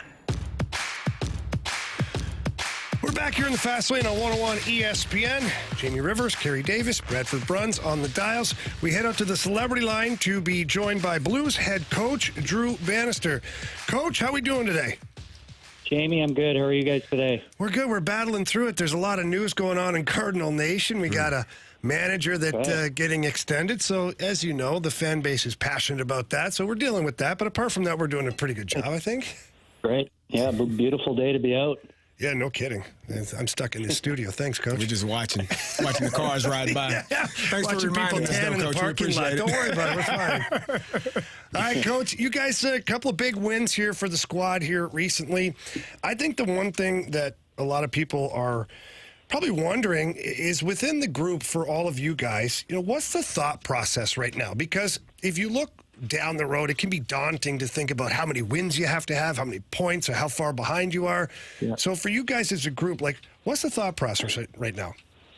Yeah, I mean, you can't control the uncontrollables right now. So the only thing we can control is our day-to-day and how we work and how we approach our games. So it's one day at a time. We're in the part of the season where we want to be playing meaningful games. A lot of our games are going to be at home here, so we've set ourselves up. Even though we stumbled a little bit there for 2 or 3 weeks where we didn't play good hockey, and certainly it's hurt us. But we're still in a position here, looking forward that if we can take care of our business, and if something happens on the back end where some other teams stumble a little bit, we'll find ourselves in a good position. And when you're looking over the tape or the video, I guess they call it now, the kids these days, digital video. What jumps off the page to you over the last 2 games that was different than when you guys were in a rut? Yeah, I think one thing, is just the execution of how we're playing right now and how we're playing as a unit of 5. I think our predictability has been better over the last 2 games. It's allowed us to get out of our zone quicker and, get on the offense. And, that it's whether, transitioning from our rush game to a forecheck game to getting into our own zone. I think we're creating a little bit more, better looks and better opportunities in the offense. Our guys are working away from the puck. I liked our physicality when we were in Boston.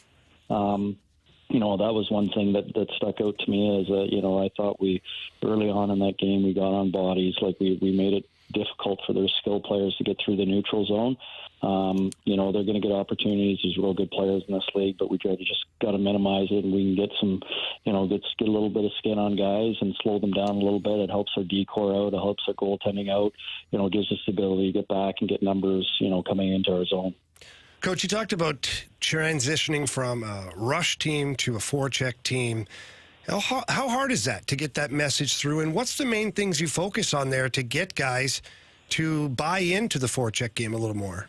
Yeah, well, I think it's really difficult because, and maybe that was a little part of our rut. One thing as a coaching staff is that we still want to give our players the ability to make plays off the rush. If there's time and space, where plays are, there to be made, then, we want our guys to be able to do that. But, then it's, understanding, when you don't have time and space and you have to play to the goal line and get yourself into a position where, you can get pucks back and then you get to spend more time in the offensive zone, limit our turnovers.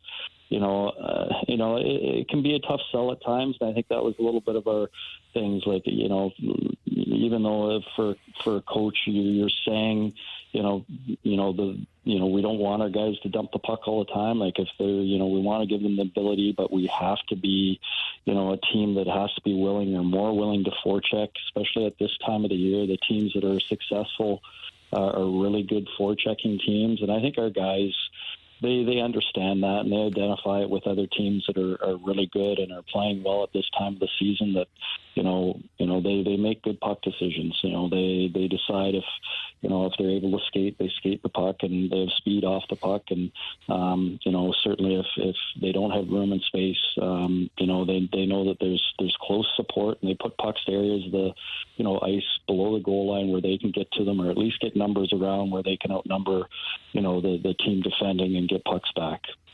Coach, you all have had some younger players caught up and really helping out this team. Can you talk to us about some of the challenges, if any, with getting those young players acclimated to what you all are doing? Well, I mean, I think we've been pretty fortunate in the sense that a lot of the guys that have come up have played for me this year. If you look, Matthew Kessel came up shortly after I got here, had a lot of success, played very well for us in some difficult minutes. We saw a little bit of tail off in his game, and that's why we probably, wanted to get him back down to Springfield to kind of sort his game out quickly and then get him back up here. And, ever since he's come up, he's played very well for us in the last 2 games. And then certainly has signed his new 2-year contract that is, gives him the ability now to prove that he's an everyday NHL player and, for the next 2 years and, move forward from there. But, I'm, very happy with the way Kess has played and, the physicality to his game and, real good stick, real hard around our net. And then, when he keeps things simple and gets pucks up to our forwards, he's very effective. So, Zach Bolduc, he keeps, as a player that, I had at the beginning of the year, I wasn't too sure about how he would be in, but he's a learner. He wants to get better every day. He's willing to, sacrifice a little bit of the offensive side of his game right now to become a better defender. Every time we're looking at clips, Zach comes up making good, real good defensive plays. And, obviously the offensive side, he has that ability, and you kind of see it with his shot at times. And, putting him with Bucci gives him, or 2 players at least that, I think read off each other and move the puck really well. And they have Jakey Neighbors that plays a very direct north-south game, able to go in and get in pucks. But, Zach's one of those guys. He uses his speed. He has determination to go get pucks, and he's done that. Now, as a young player, he's going to make mistakes. He's made mistakes up here, but they're very limited. I've been really impressed with the way he's played and the way he wants to get better each day. Yeah, I couldn't agree more, Coach. I thought the game against the Kings might have been his most productive game in creating offense and creating opportunities for himself and his line mates, and that goes along with the Kevin Hayes line the last couple of games. You kind of put those guys together in Boston. Man, they had a hell of a game in Boston, and they followed up with a really serious effort again against the Kings. I mean, what are you seeing from those guys? You got to be pleased for them too. Yeah, they've been great. They really have been great the last 2 games. Really happy for him and Cappy, who's obviously, he's struggled to find himself on the goals, whether he's scoring goals or setting up goals, and now he's finding himself on the goal sheet more often. And Hazy, thought Hazy played really well in Philadelphia for us. Obviously, an outstanding game in Boston, the game he had, and he followed it up with a real strong game against LA. And Sauter, the same thing. Really important to have those 3 guys, be able to play the way they have. And the reason we had success in Boston was, they kind of drove the play for us. And certainly, again, they followed it up with another game in LA. And, moving forward here, if we're going to have success, we need all 12 forwards to be able to help out. And they're going to be a big part of that. Coach, we've talked a lot about Jordan Bennington and Joe Hofer, how great they have been this season. What are you seeing from them and how dialed in they are night to night? Yeah, I mean, both of them have been great. And you can't win without great goaltending. It doesn't matter what you have in front of you, but certainly, with the way they played, and nights and, quite honestly, had to, win some games here and there for us or keep us in games. And, that's part of being a goalie. Certainly as a group, we got to get better defending in front of them. And that's going to come, in time here. But to have that stability in net, to have that confidence in your goaltending that they're going to make that extra save when you make a mistake or you make 2 mistakes, and they're able to kind of bail you out as a team and keep you in a game, whether it's a one goal game or it's a tie game, to give us an opportunity to play, move forward and get points out of games. Certainly those 2 have done their job this year. Coach, really appreciate you taking some time here to talk with us today. I know your lovely wife is in town, so again, huge thanks for you to come on here and talk with us, and good luck tomorrow. I appreciate that, guys, and thanks again. And, looking forward to tomorrow. I know our group, they were all ready, lots of energy in our group. So, like I said before, we went through a, 2 or 3 week stretch there where we had some pretty tough times. It was pretty down, but that game in Boston kind of kicked us back into shape here. And another good result in LA, and with that, you start feeling good about yourself, and time for us to go on a little bit of a run here. Love it, Coach. Absolutely love it. Well, go spend some time with Mama Bear and get some rest, and good luck this weekend. All right, great. Thanks, guys. I appreciate your time. All right, likewise. Thank you, Coach. Again, that's Coach Drew Bannister, your St. Louis Blues head coach. Some really good stuff there. I don't think, you know what, like, it's great to pull back the curtain on some of these things and see what's happening. And, you know, Drew Bannister, there's a lot of talk about him being the interim head coach. And, you know, I feel like some people are buying in. Some people think he's not me. I'm bought in. I like Drew Bannister. I think what he's done as a head coach has been exactly what he's been asked to do. He's created a more competitive environment, and he's holding guys accountable. Right. And you can see that's important. It's a work in progress continuously. But some people, you know, you look at the text line, they think that he's the substitute teacher waiting for the next head coach. And I just don't see it. Like, I don't get there's nobody teacher out there vibes that from him. wows me. Yeah. Especially when you have a head coach that has worked with so many of these young guys, where the systems that they played in the American League, they're playing here.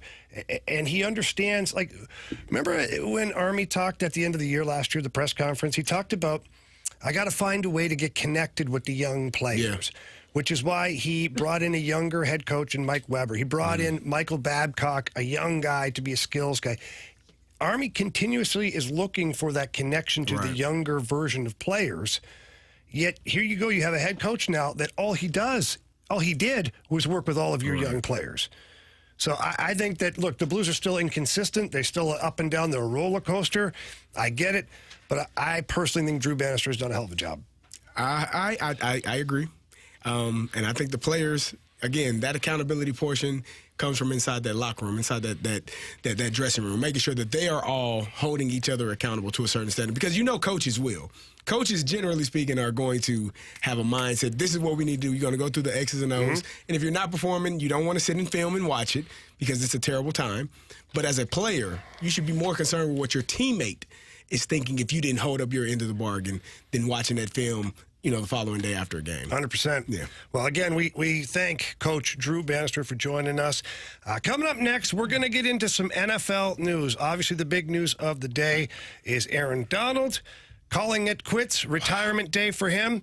Well, there's other stuff that's going on as well. We're going to get into all of that here in the Fast Lane on 101 ESPN. Kickstart your mornings with the opening drive on 101 ESPN. Get in the know first on everything St. Louis sports with Brooke Grimsley, Dan McLaughlin, and Randy Carricker. The opening drive, weekday mornings from 7 to 10 on 101 ESPN. The opening drive is presented by Sumner One.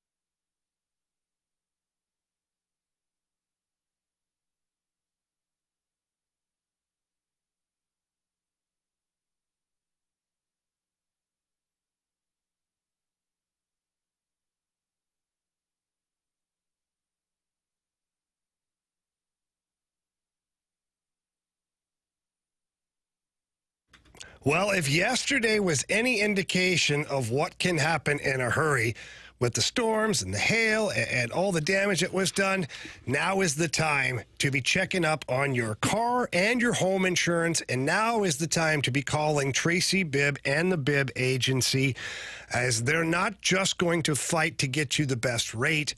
They're going to make sure you're properly covered. And there are a number of people out there today that are going to find out quickly that maybe they weren't covered properly. Maybe they didn't have the right type of coverage. Whatever it is, there's going to be people that are angry and upset today, and you could have avoided it. simply by calling Tracy Bibb and the Bibb Agency and getting that personal attention that you deserve. They're not a 1-800 number.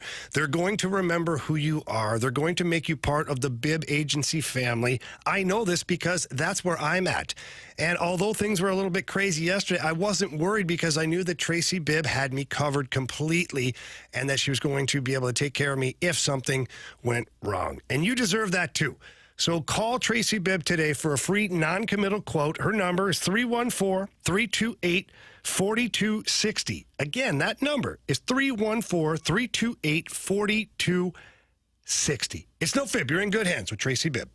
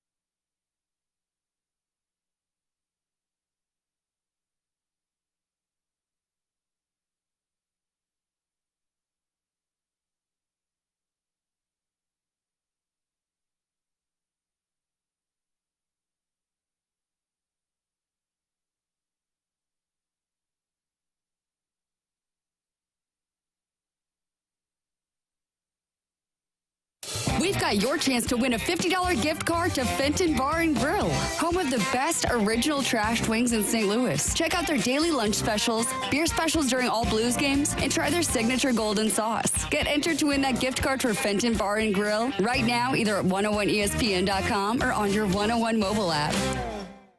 101 ESPN Sports Center.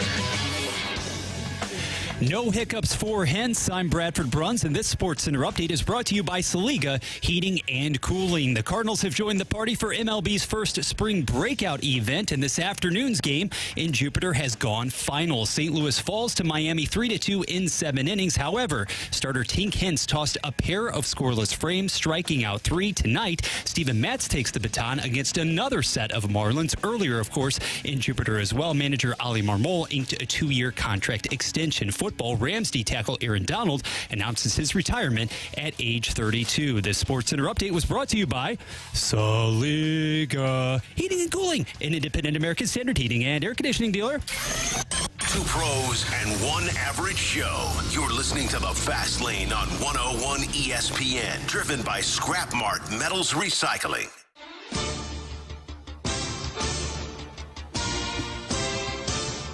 It's a Fast Lane here on 101 ESPN, and the big news of the day for the NFL is Aaron Donald retiring with the L.A. Rams, former St. Louis Ram, which, by the way, he acknowledged the city of St. Louis in his retirement presser, which was very classy, I thought, of him. Very smart and classy.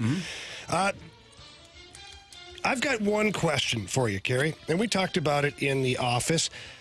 Is Aaron Donald, as I make sure I word it properly because I wrote it down earlier because we're scrambling here all day. Aaron Donald, is there anyone more impactful on the defensive line than Aaron Donald in the last 10 years? Oh, man. I mean, J.J. Watt would be in that. More impactful, though? Not more. I don't think there's a How player many Super Bowls more. did J.J. Watt win? No. He didn't win any. But I don't know if there's a player that's more impactful than what Aaron Donald was. I mean, you could probably go back further than 10 years. You get one pick. It's Aaron Donald or J.J. Watt for your team. It's Aaron Donald versus the field. It wouldn't matter who it is. Okay. I Well, mean, that's kind of what I'm asking you. Aaron Donald is probably going to be the top one that you're going to take every single time. 3-time Defensive Player of the Year, multiple, All-Pros. Just a guy that dominated with his play, with his ability, with his size, even though not a guy that you look at and say, oh, he's a large human being. He should cause havoc. No, he was able to create havoc with quickness, strength, and just an innate ability to get to the quarterback and stuff the run game. So it's it's unfortunate that we won't be able to see him play football anymore, but we should be all thankful that we did get to watch him play. CD, I'm coming into your wheelhouse here. Could TJ work his way into that conversation over the next few years? Yeah, I think TJ should have probably had another Defensive Player of the Year under his belt this year, but unfortunately went in a different direction. He's a guy that, coming off of the edge, an elite pass rusher, gets to the quarterback. He causes havoc because he's much quicker than most of the offensive tackles that are trying to block him, bigger and stronger than any running backs that may try to help or chip or pass pro with him. So, yeah, he's gonna continue to rise in the ranks of elite defenders as he continues to go on. And isn't it funny, really, how I would say shortly after his tenure in St. Louis, Carey, when Donald started to garner more and more of that national acclaim, obviously, when the Rams relocated to Los Angeles, we went from that initial conversation of, okay, this person could end up mirroring the overall career impact of a Warren Sapp to now, if you were to stack up the numbers, if you were to look at the respective profiles, Warren Sapp would be lagging a little behind everything that Donald brought to the table. I think, again, no knock against Warren Sapp because in his time, he was one of the greatest to do it. But if you were picking interior defensive lineman, he's probably number one on the list. I mean, he's going to be a first ballot Hall of Famer. I was going to ask you, who would be ahead of him? Even historically. That's the thing. Interior defensive lineman, it's him. Yeah. Now, if you're talking, outside rushers. But that's a different job. Yes. And that's why outside, that's why what he's done. Inside is that is the pit. That's what what he was able to do and play at such a high level and such an elite level so much more impressive because interior defensive lineman, you're lined up against a guard, you got tackle help, you got running backs that can help. Sometimes there are centers that are able to help depending on where he's aligned.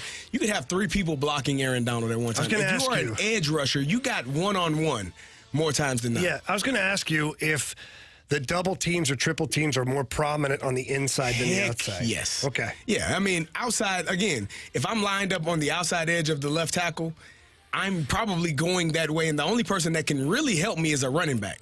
Yeah. And he's trying to chip and get into his pass route. Or pick up the blitz. If he has and which also, again, if you have a blitzer, he has to pick up the blitzer. So now it's really one-on-one.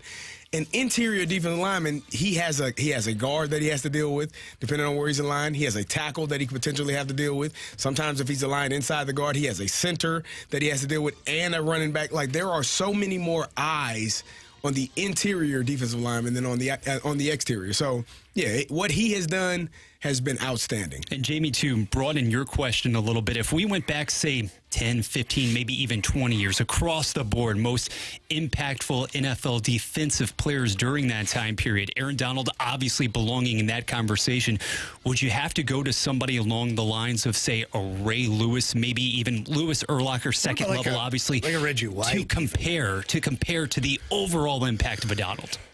I mean, yeah, you're talking one of the greats, as you do with a Ray Lewis, one of the greats, one of the greatest of his position of all time, because he definitely did. And so, it's hard to put into, I guess, words or explain exactly how to express it, because he is one of those players that will go down in history as one of the greatest not just the greatest at his position, one of the greatest defensive players of all time. We're not talking, Deion said something that I thought was hilarious. He said, we all got gold jackets. Yeah. He said, but my gold jacket should look a little bit different than y'all's. Like Aaron Donald's gold jacket should look a little different than y'all's as well. Like so not just a Hall of Famer, but one of the best. He's in a different room than the rest of the Hall of Famers. So that's where he stands. Well, congratulations to Aaron Donald on a fantastic career. We appreciate everything he did while here with the St. Louis Rams. Things weren't always great, certainly at that point, but he was a young, budding star and then went on to L.A., and I think that if there's nothing else you can do, you can cheer for a guy like Aaron Donald. Never mind Stan Kroenke and all his BS. Yeah. You can root for the good guys, and Aaron Donald is one of those guys. So congratulations on a great career. Now we need a gauntlet contestant. We've got Jeff who's returning, but because Andrew and Anthony are out, Jeff will come back to challenge those guys next week. Yes. So right now, we need a gauntlet contestant. All you have to do is text 314-399-9646 and just text the word gauntlet. Our guy Bradford will be in touch with you, and we'll have the gauntlet coming up here next on 101 ESPN. Congratulations to John Rudolph from Festus, Missouri. He was just named our 101 ESPN Blues Fan of the Week. Submit your pick now at 101ESPN.com to be the next Fan of the Week. Taking home Blues tickets and a $50 Buffalo Wild Wings gift card. 101 ESPN's Blues Fan of the Week is brought to you by Buffalo Wild Wings, official member of This Bar Bleeds Blue, presented by Bud Light.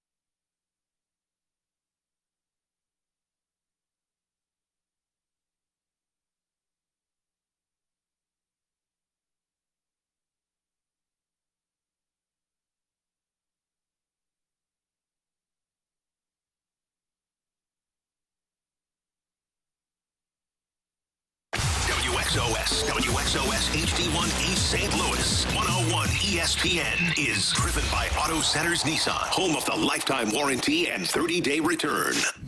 Don't pull over. You're in the fast lane. Broadcasting live from the Car Shield studio on 101 ESPN. 4 warriors, 4 categories, 1 challenger. Can you master the gauntlet? The Gauntlet is powered by Master, your hometown source for business communications for more than 30 years. Visit Mastor.com. It's 4:03 here in the Fast Lane. Your time check brought to you by Clarkson Jewelers, official provider of Rolex jewelry. It is time for the gauntlet, and we head out to our celebrity line for Cottleville Bob. Now, we've had Cottleville Chris for a number of years, but now we've got Cottleville Bob. Bob, how you doing, buddy? Great, Jamie. How are you? I'm good. So you live in Cottleville, I would imagine? Our daughters went to school together. You know who I am now. Ah, there we go. All right. Yeah, I always call Cottleville the Ladue of St. Charles, by the way. Yes. Interesting. Yeah. Never thought about it Well, that you should way. come visit one time, Carey. I'll come check You'll it find out. All right. Bob, you going to be out and about tomorrow? I'm going to be at Frankie's. I'm going to be at the wine cellar where I'm at right now. Schoolhouse, you name it. Cottleville is the place. All right. Well, we plan on making a trip in there tomorrow, so I'll probably see you if I do say hi. Okay, buddy? As long as you don't wear Speedos. Oh, now you don't mean that. I got a nice pair of green ones, too. Big old shamrock, Carey. Oh, no. You know, I'm just saying. Happy St. Patrick's Day. That's Yes, right. indeed. You're all welcome. All right, Bob. You know the routine here. Who would you like to play against today? I'm going against you, brother. Oh, you man. All right. Well, Carey, you're going to drive the bus from here. Yes, indeed. Bob, good luck. And I'll see you in a couple minutes. All right, Jamie. All right, Jamie is heading off to the cone of silence. Bob, is there a topic that you would prefer today? I'll take any of them. All right, well, Still baseball, but tell Bradford to spin that wheel. spin that wheel.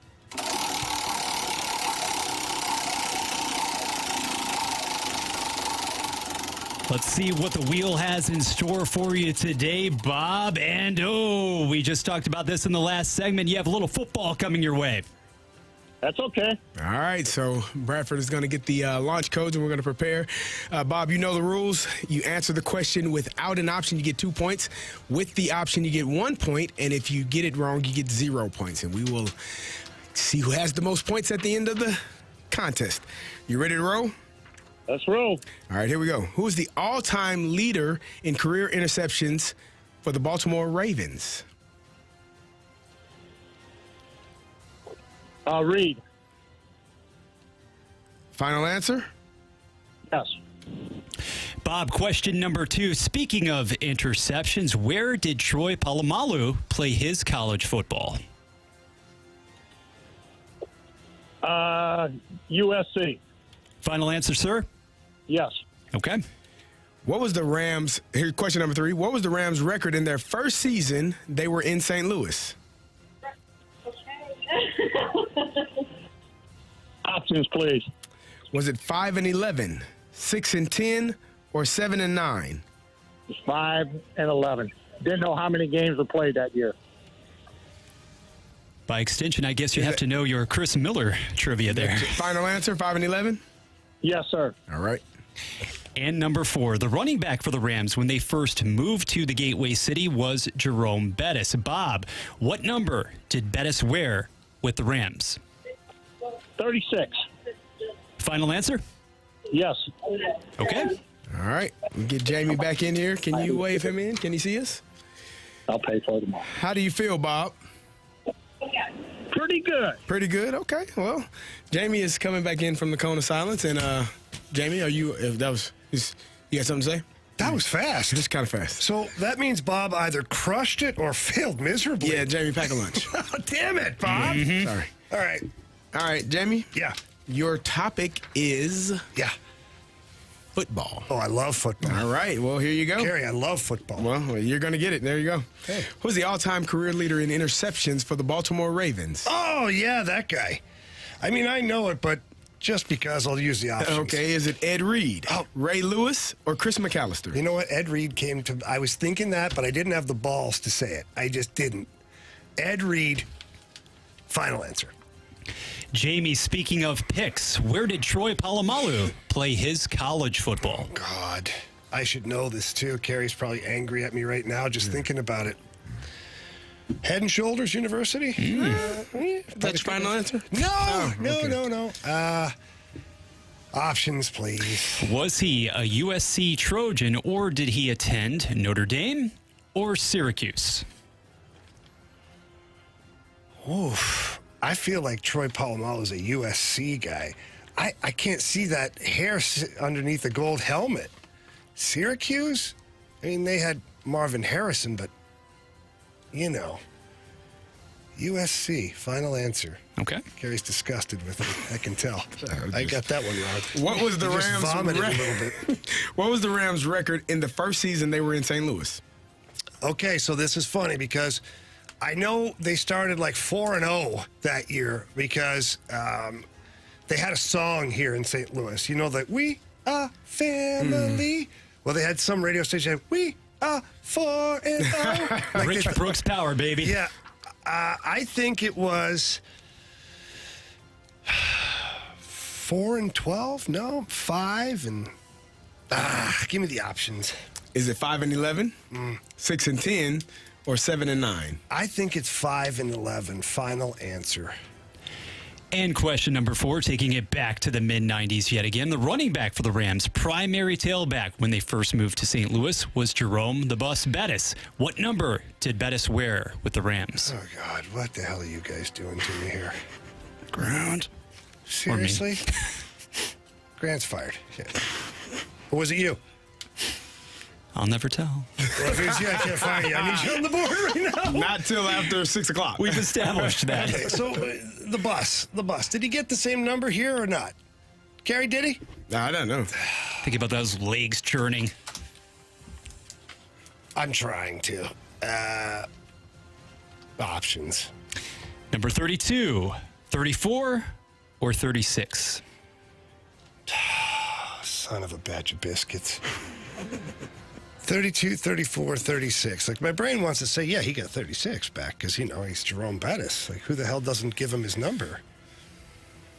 That seems logical to me. 36, final answer. Because why the hell would he not get his number? Well, all right. I don't like your attitude, Carey. Well, I'm sorry. I don't know how to. Here we go. Question number 1. Yeah. Who is the all-time leader in career interceptions for the Baltimore Ravens? Bob, you said Ed Reed. Jamie, you thought about it, asked for the options, and then you said Ed Reed. Yeah. The correct answer is? That would be Ed Reed. But Bob didn't need any options.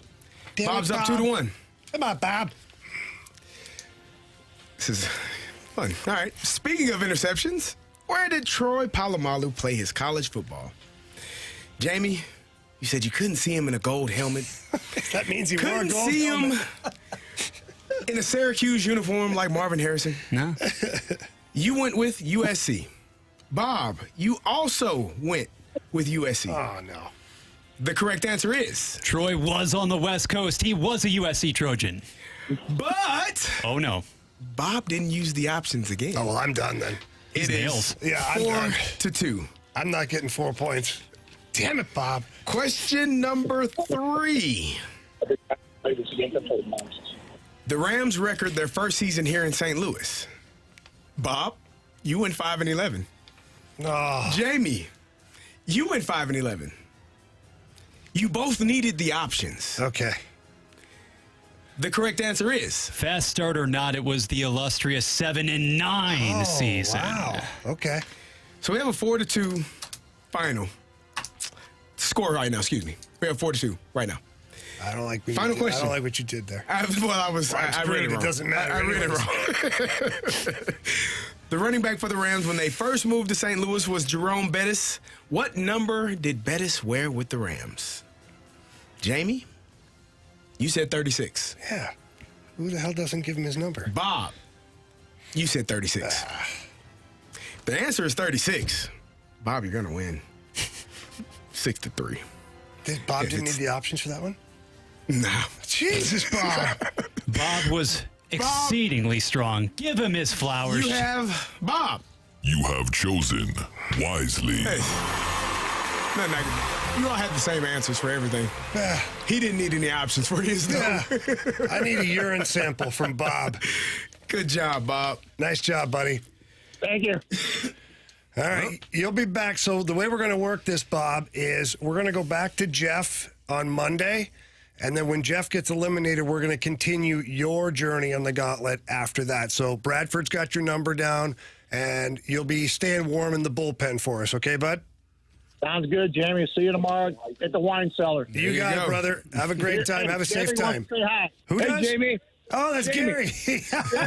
Gary. How you doing, Gare? I'm great. Hope to see you tomorrow. You'll see me. Don't worry. We'll make an appearance up there, buddy. All right. See you then. All right. See you later, buddy.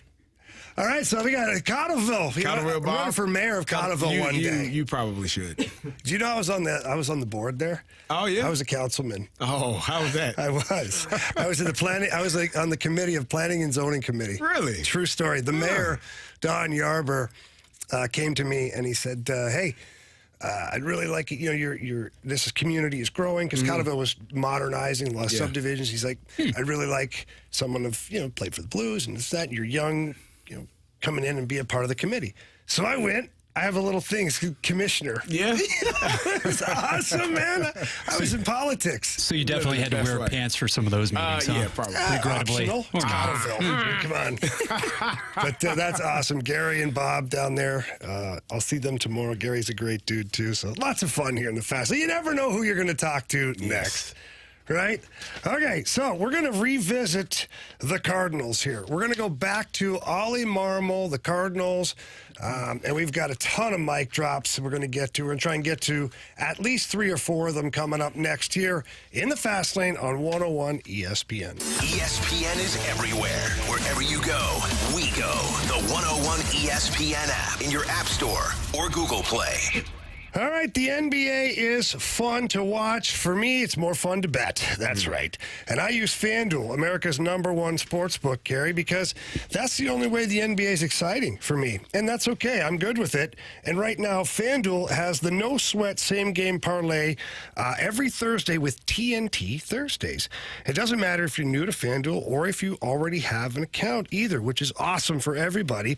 You'll get bonus bets back if your same-game parlay doesn't win on any NBA on TNT game. Yeah, Jamie, NBA same-game parlays are the perfect way to combine your bets for a chance to score a bigger payday. However you want to play, just head to FanDuel.com/fast to bet on the NBA with a no-sweat same-game parlay. That's FanDuel.com/fast. All you have to do is pick what you want. You can go Kevin Durant, Devin Booker. Maybe you want to go those two over in points. That sounds like a good play for me, Jamie.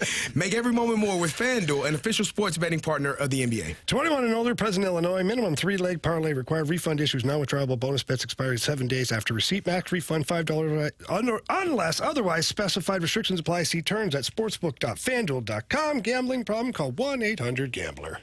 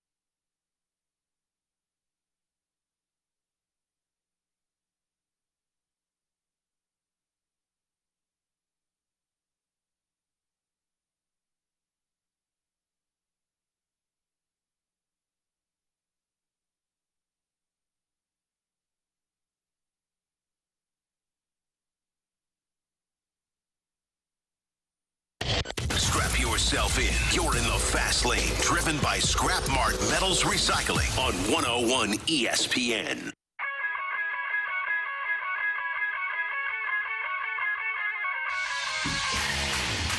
Back here in the Fast Lane, 101 ESPN.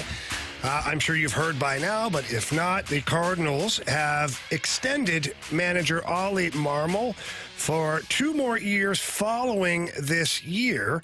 And we have been asking you for your mic drops and certainly your text messages and your messages on the Air Alliance YouTube channel here. And we've got some great ones that we haven't got to yet. So, again, this is regarding the Cardinals extending Ollie Marmol, and this is Busby. I'm fine with the signing. He's a good manager. He's the best manager in the NL Central. I don't care what you guys say. I'd rather have Ollie Marmol than any of those guys in the NL Central. Look it up. I mean, maybe you guys have a different opinion than me, but I'll keep him. This is a good move. It's only 2 years. They'll eat some of it if this year and next year goes south. They're fine. I mean, if they're around 500 during the All-Star break or the trade deadline, stuff like that, they'll make a move. We're overcrowded with players. I mean, we can get rid of anybody. We're overcrowded. We can get rid of 2 players for a pitcher. We will be fine, guys. I'm confused on you guys hating this manager, and look at all these other garbage managers in baseball. It's probably only like 5 good managers. So who you gonna get? Another garbage manager? Are we the NHL now? We're gonna circulate these managers and GMs, and we're just gonna circle them. You go to this team. All right, you suck there. Go to the next team. Just because this person won a World Series in the '90s. Now, I'm good. Ollie Marmol is a good manager. The Cardinals will be fine. I guarantee it. They will win over 90 games. I'm thinking 94 wins. Back in the playoffs, they're fine. They know what they're doing. Guys, chill out. All right. Well, I like the positive attitude from Busby. Appreciate it. Now, I think that the Cubs and Craig Counsell might have something to say about the best manager in the NL Central, but I don't know if he's better, just longer tenured. Yeah, you want to talk about 90 win seasons, of which Craig Counsell has 3. Mind you, 707 career victories. Maybe it's not a fair comparison. He's been there. He's had more opportunities. He's been there longer. We'll see this year. We'll see how it works out. More but games again, managed. Busby, thank you for the mic drop. Always appreciate somebody with the glass half full attitude. Definitely. All right, we're going to go out to the mic drops again here. Next one from Steve. I think this front office is just one of the most tone-deaf front offices in the universe. And I think you guys said it from a PR perspective. This is just the stupidest move because you guys were kind of talking about it. Losing season, they signed 1 star pitcher, Sonny Gray, a couple of middling pitchers. Hopefully they work out, whatever. But it's like they just do not have a pulse on the fan base at all. And in fact, well, I don't know. Maybe they do have a pulse on the fan base, and they go, you know what? We see what you guys want. We're going to do the exact opposite. You hate Ollie Marmol. You want to see him prove himself this year. We're going to extend him to a contract. You want a star pitcher. You know what? We're going to throw a couple middle-aged guys in there. We're going to give you the opposite of what you are asking for, or at least that's what it feels like, and it feels bad. Steve, thank you for the mic drop. It feels bad. Steve wasn't pleased. No, but with what's going on. In Steve's defense, okay, and I think we all agree on this, is the Cardinals in the last season and so far right now, they've done a very average to below average job of managing the narrative surrounding their team. And their PR department has not, in my opinion only, has not delivered the way they should. And let's just go back to, the way they, and this has nothing to do with their PR, this is the team. The way they handled the Wilson Contreras situation, to me, was odd. It didn't seem very Cardinal-esque, the way they did it. Like ordinarily, the Cardinal way would be like they keep that internal, and all of a sudden you just notice that he's DHing a little more than he is catching, but we're working on some things. Like you just never get the chance to rip the curtain open and go, oh, there's the Wizard of Oz, like not That's Ozzie what Smith. happened. I wish we still had him. He's a little bit older. I'd still take him. Okay. So I'm not too long ago. Looks great. Same. Looks great. So that was... To me, that was the first step. And then the next step was, and I didn't disagree with it, but then you had the Tyler O'Neill thing that got received poorly by lots of people, lots of media, and then just keep working your way down. Yeah. To where they're talking about Adam Wainwright is healthy and this, but then you find out Adam Wainwright has like 12 different injuries that he's dealing with. He was duct taped together. Then no press conference at the end of the season. And now the odd extension out of nowhere for Ollie. Like they haven't managed. What the do you think that narrative is? How is that possible to be a professional sports team? To be this team here in this city, to not be able to manage that aspect of it, to miss on a consistent basis in the way that they have been missing in terms of just the public relations aspect of it. How is that? How's that a thing? I don't know. I think that's the most concerning part to me. Carey, like you and I aren't the Cardinals, okay? We're not. But if we were interesting enough, walk with me here for a second, okay? Interlocking hands, you know that, let's okay? do it. And if we were as popular or the topic of us, the discussion was great enough to where the public actually cared, right? And we managed our own media/social media the way the Cardinals have managed theirs, we'd be done. Yeah.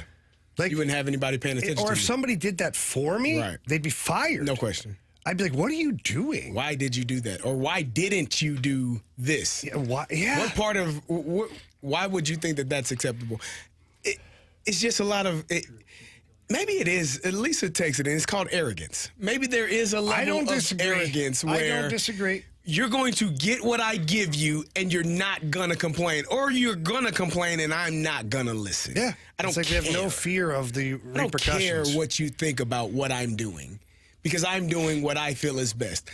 And if that's the case, you can say that. You could honestly say, you know what? People aren't going to like it. They're not going to agree with everything we do, but we feel like this is the best thing for us as an organization. Yeah. That message, it is at least a message. As opposed to, so what?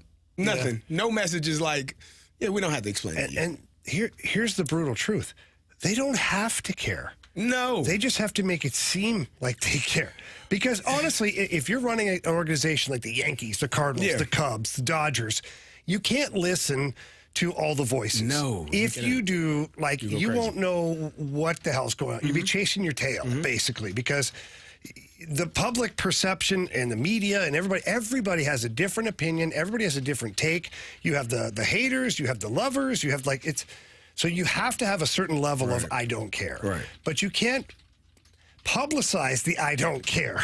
Like you can't make it so obvious that you don't care. You have to at least give you got a Trojan horse that thing. Facade that we care. We care. No, look at this beautiful horse. There's no problem here. Hell out of my face. Look, we care about all of our fans. And when they walk away, like, get the hell out of my face. We don't care. We're doing it anyways. Sign Ollie. All right, we got one more before we go to break here. Mic drop from Casey. And go Blues. All right, Casey's my favorite. As far as Ollie goes, I was like, that was quick. I think that's a sign of good faith. Now the Cardinals need to get him some players so he can work with and do good in these 2 years that they signed him for. Okay. Good luck, Ollie. I wanted to hear it again, Bradford. You don't cut my guy off. Go Blues. There we go. The climactic ending. Come on, Bradford. The hell, man? Don't you shortchange my Blues. Left you hanging. You did a little bit. Well, KC, first of all, thank you for the mic drop. Second of all, go Blues. I'm with you there.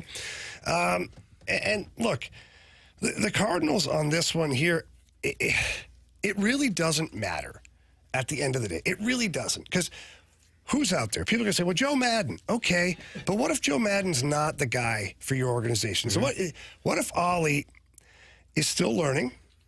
Okay, every manager, and this is one thing that I hate in life, quite a blanket statement, is, well, You got no experience, can't give you the job. Well, how do I get experience if you don't give me a chance? You don't have any experience. So you're like, well, wait a minute. Like, how the hell do I get off of square one to get to square two? Exactly. If I never get a chance to be on square one. So Joe Madden got to start somewhere. Right. Tony La Russa got to start somewhere. Like all of these guys, and I'm not comparing Ole Marmol to those guys. Mike Schilt got to start somewhere. All of these guys had to have someone trust them at some point. And guess what? Not all of it was roses. Right. There's no way every manager started off with world championships. No. It's hard to win. Most of them don't even start with a playoff team because the other guy was fired for a reason. Right. Because the team wasn't good. Right. So although I'm not sitting here ready to put a red jacket on Ole Marmol, I'm okay giving him an opportunity. I think the question, because his first year was a really good year. He had 93 wins, right? His second year was a really bad year. He tried to duplicate it, but with losses. Just going to flip this thing around. So which one is it? And I guess, the team that they had in 22, they were better. They had better pitching. And I would assume that if you look at this team this year, last year aside, because we understand that the pitching staff, the bullpen, none of those things were working consistently and effectively. So they fixed that portion of this team is what they've told us. What? So far. That's what they told us. We got to see.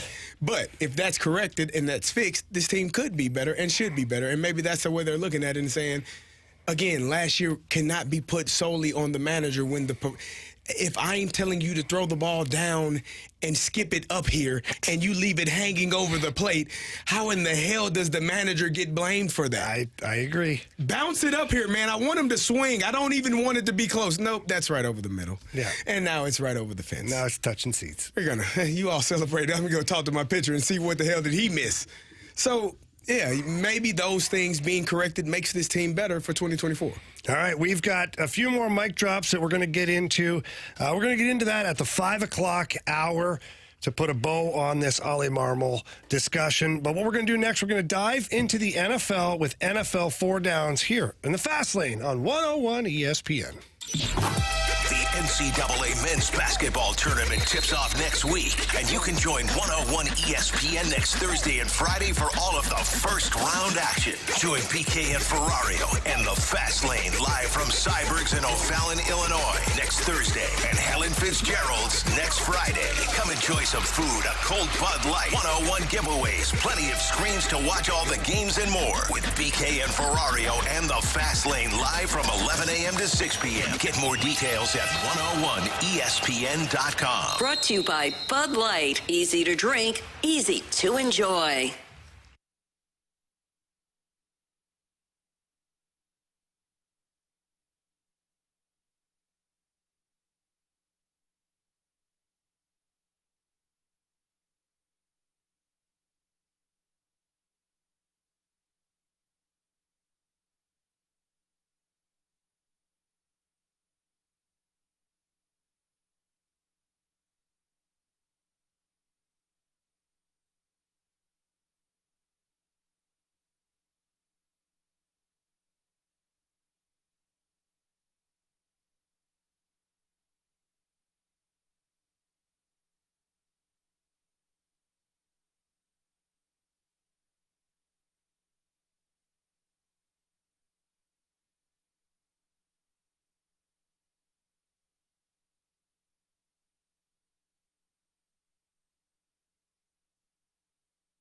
When you're trying to find quality candidates, all the searching, screening, and interviewing can become a job itself. You need Indeed, the all-in-one platform that makes it easy to interview, screen, and hire quality people.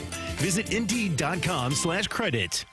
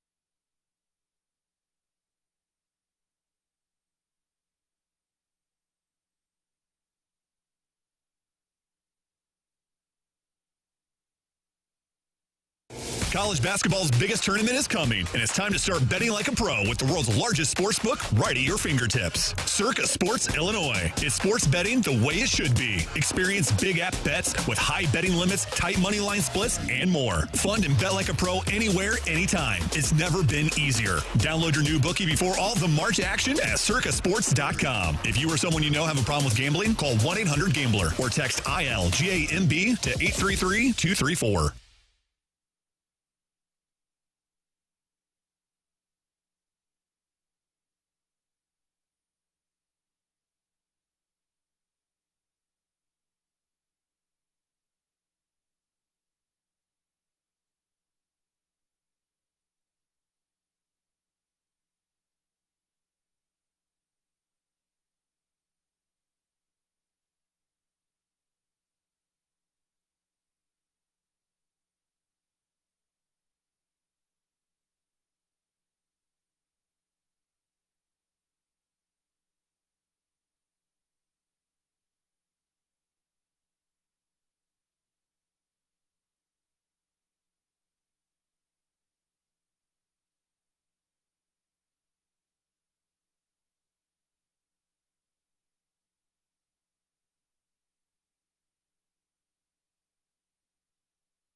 Sponsored by Sonic.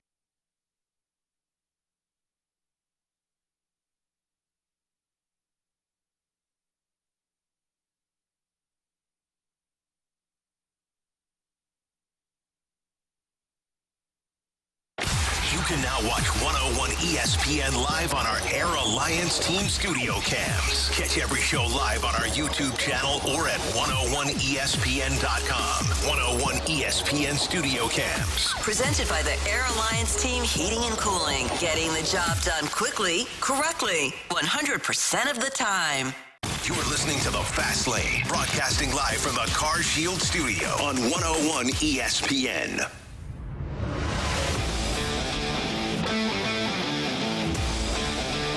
It's the Fast Lane on 101 ESPN. It's time for NFL 4 Downs. First down. All right, gentlemen. Well, Russell Wilson's direct competition for the QB job in Pittsburgh is no more. Kenny Pickett, CD, and Jamie S. Kinney has been dealt to Philadelphia for a third-rounder in next month's draft, along with a couple of other selections in 2025. So the much ballyhooed, yes, conversation or competition there with Kenny Pickett isn't happening. Let's ride with Russ, right, CD? Yeah, so hang on, CD. I'm confused. Okay, I'm confused. And you're a Steelers alumni. You're a Super Bowl champion wearing the black and gold. What are they doing? I don't know. Like, you bring in Russ. Okay, fine. You get him at an extremely team-friendly deal. 1.2, I think, is what he's making. Okay? You trade Mason Rudolph because you don't see the reason to keep him. By the way, he stepped up and was more than an adequate quarterback. He helped your team get in the playoffs again last year. Or he helped them have the winning season again last year. Now your first rounder, Kenny Pickett, you're trading him. So that means Mitchie Football, he's gone too. Yeah. So there's not Carey, another. walk me through this crap. I don't have an answer for you because it makes no sense, brother. I looked at the Steelers' depth chart earlier. And there's only one person on the roster as a quarterback right now. It's Russ. Mitchie Football is gone.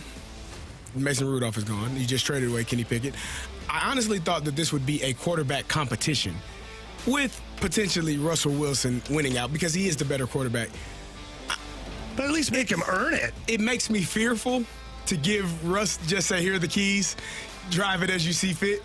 What would you be scared of? It makes me a little Carey? nervous. I was okay with having a little bit because there's still the thought of, well, this guy's a first-round draft pick. He was drafted here, and I still have to beat him out if I'm Russell Wilson in comparison to Kenny Pickett. And he probably would have beaten him out because he's a better quarterback. But to just say, you know what, we're not even going to have anybody behind you. But maybe, now, here's the thing. Maybe the Pittsburgh Steelers are looking at drafting a quarterback in potentially if there's one available. Okay, so starting over again? Well, you not just got necessarily Kenny starting over. Pickett. Not necessarily starting over. Well, not starting over right away. He can learn. A quarterback, I understand, a but so you're rookie starting quarterback, over with a rookie. But a rookie quarterback could learn under Russell Wilson for a year or two. That's a player when you're Russ on your ain't tail helping end, man, Russ is why the we'll see. quarterback will have to call Russ his publicist if he wants to talk to him. But he could talk to him in the team meeting room. I mean, the problem was the other players they weren't in the position room. So, you got your receivers in one room, quarterbacks. Yeah. If they were sitting in the room with him, they could have just tapped him and said, hey, what do you think about this? But you're in another room, so now you're really apologizing for us for not giving out his own number. Terrible. He's terrible. I mean, come on, he's bro. a terrible person for that. Yeah, That's a terrible thing. For me, I don't get it. Mike Tomlin and those guys seem like really intelligent people. I don't understand why you wouldn't create the quarterback competition. And then if Russ ends up being the Russ of Denver, at least you have an NFL quarterback-ish behind him. Now what do you got? You got nobody behind him at this Maybe they're going to moment. trade for Justin Fields now. Maybe. That would be. I would like that competition. Now, if they did that, I'd be like, smooth There's a competition. move. Otherwise, I think they're donkeys right now. Well, we got to see what they They're a donkey.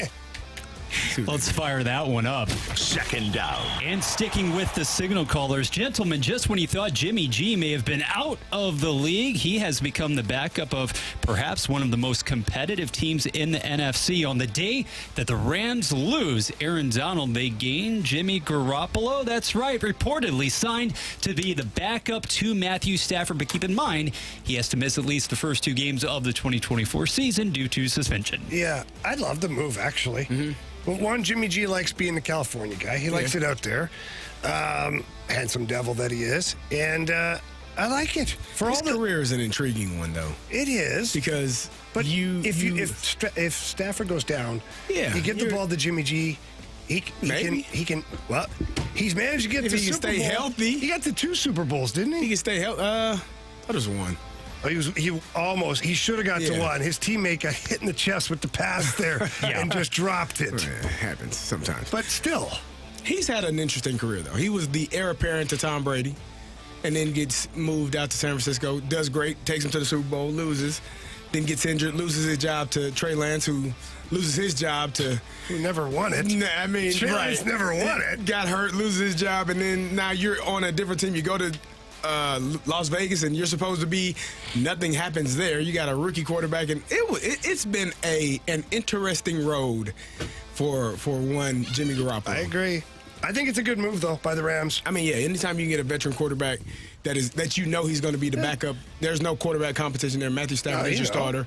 He's coming in as a backup in case of break glass in case of emergency. Yeah. And, he's good to go. I mean, if Sugar turns to you-know-what, at least you have a guy. Third down. Let's go wide. This one surprised me last night, guys, although if you've been monitoring the Bears' offensive activity so far in free agency, maybe not. In any event, Keenan Allen dealt from the Los Angeles Chargers to the Chicago Bears for a 4th-rounder, 6-time Pro Bowler in Carey. Last season, I think you could argue he experienced a renaissance almost there with the Chargers and Justin Herbert. We know he will have no such luxury at the position in Chicago, but you pair him alongside of a DJ Moore now, getting stronger in the tight end, the vertical game there as well. And it remains to be seen exactly what the Bears will do at QB to throw these stars the football. Yeah, that was an interesting move. I was shocked by that one. Yeah, I don't know. I don't know. They did up. Keenan is getting a little bit older, but he is a stellar, an outstanding wide receiver. And again, you couple him with DJ Moore. I think the bigger question is, what in the hell are the Chargers doing? Mike Williams, who's often been injured, he's hurt, and they released him. They let him go. You let him walk, and then you trade Keenan Allen. Quentin Johnston, who was their 1st-round draft pick last year, didn't really show much last season. So I'm intrigued to see who Justin Herbert is going to trust to throw the ball to. And maybe old Jimmy McMahon is just like, we're going to run this football and don't worry about it. I don't know what they're going to do there. That was an intriguing trade. I'm sorry, Jim Harbaugh. That was an intriguing trade that they had. And Everett also went to the Bears, correct? Yeah. From Chargers to Bears. Yeah. So, I don't know. Yeah, 31 or not, that's an interesting move going to the Windy City. 4th down. And the rich get richer in the sense of the Kansas City Chiefs. Let's stick with the wideouts for the last one here. 4th down. Hollywood Brown, Marquise Hollywood Brown, signing with the Kansas City Chiefs. What a friendly deal at first glance. Guaranteed, I believe at last check it was $7.5 million. Could earn up to $11 million. But my goodness gracious, for somebody who is still just 26 years old as a vertical threat potentially for Patrick Mahomes to be paired with Rashee Rice, Kelsey, and Irv Smith Jr. Now, the Chiefs suddenly look just a bit more dynamic offensively even before the draft. What's Hollywood Brown's deal? Because I feel like this guy, like, there's something that surrounds him. Like, well, I don't think he's one of those bad guys. I think he's in Baltimore, and I thought he did really well there for being the second option behind Mark Andrews, and got traded to Arizona. He had a quarterback who was injured all year, and it didn't. Not very good.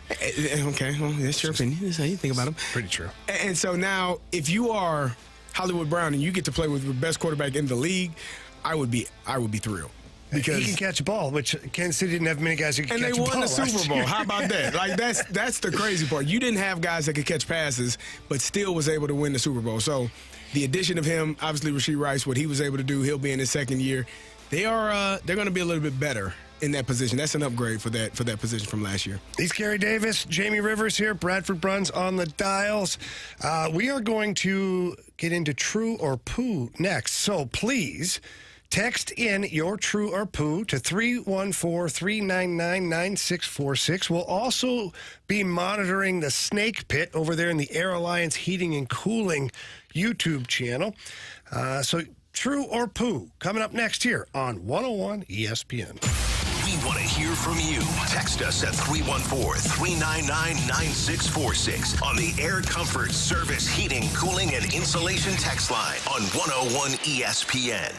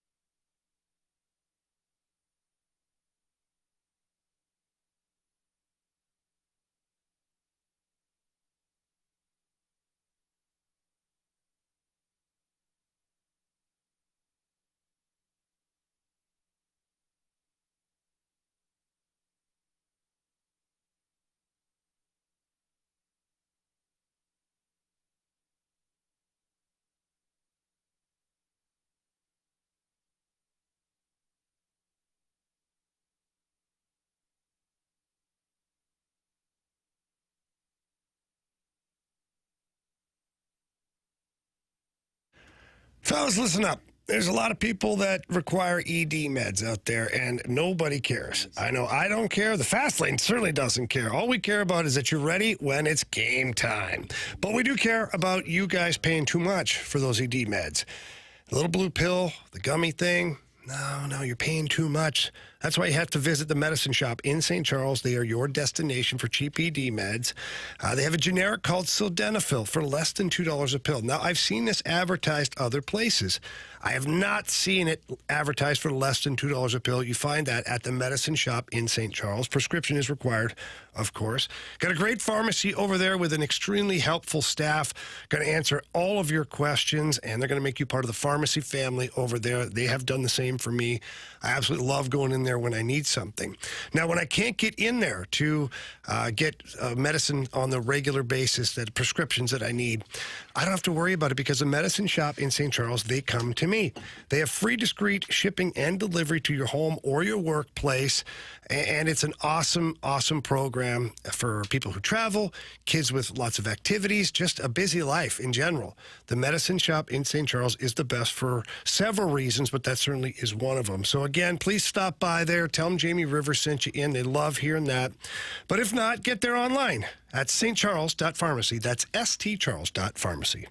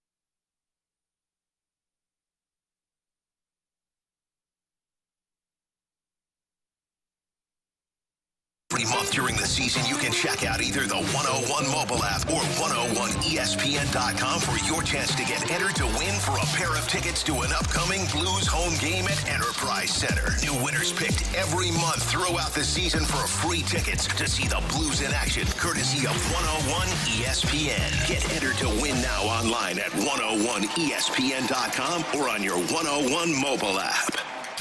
You're in the fast lane on 101 ESPN, driven by Scrap Mart Metals Recycling. Is it true or is it poo? You want answers. I want the truth. You can't handle the truth. The fast lane's true or poo?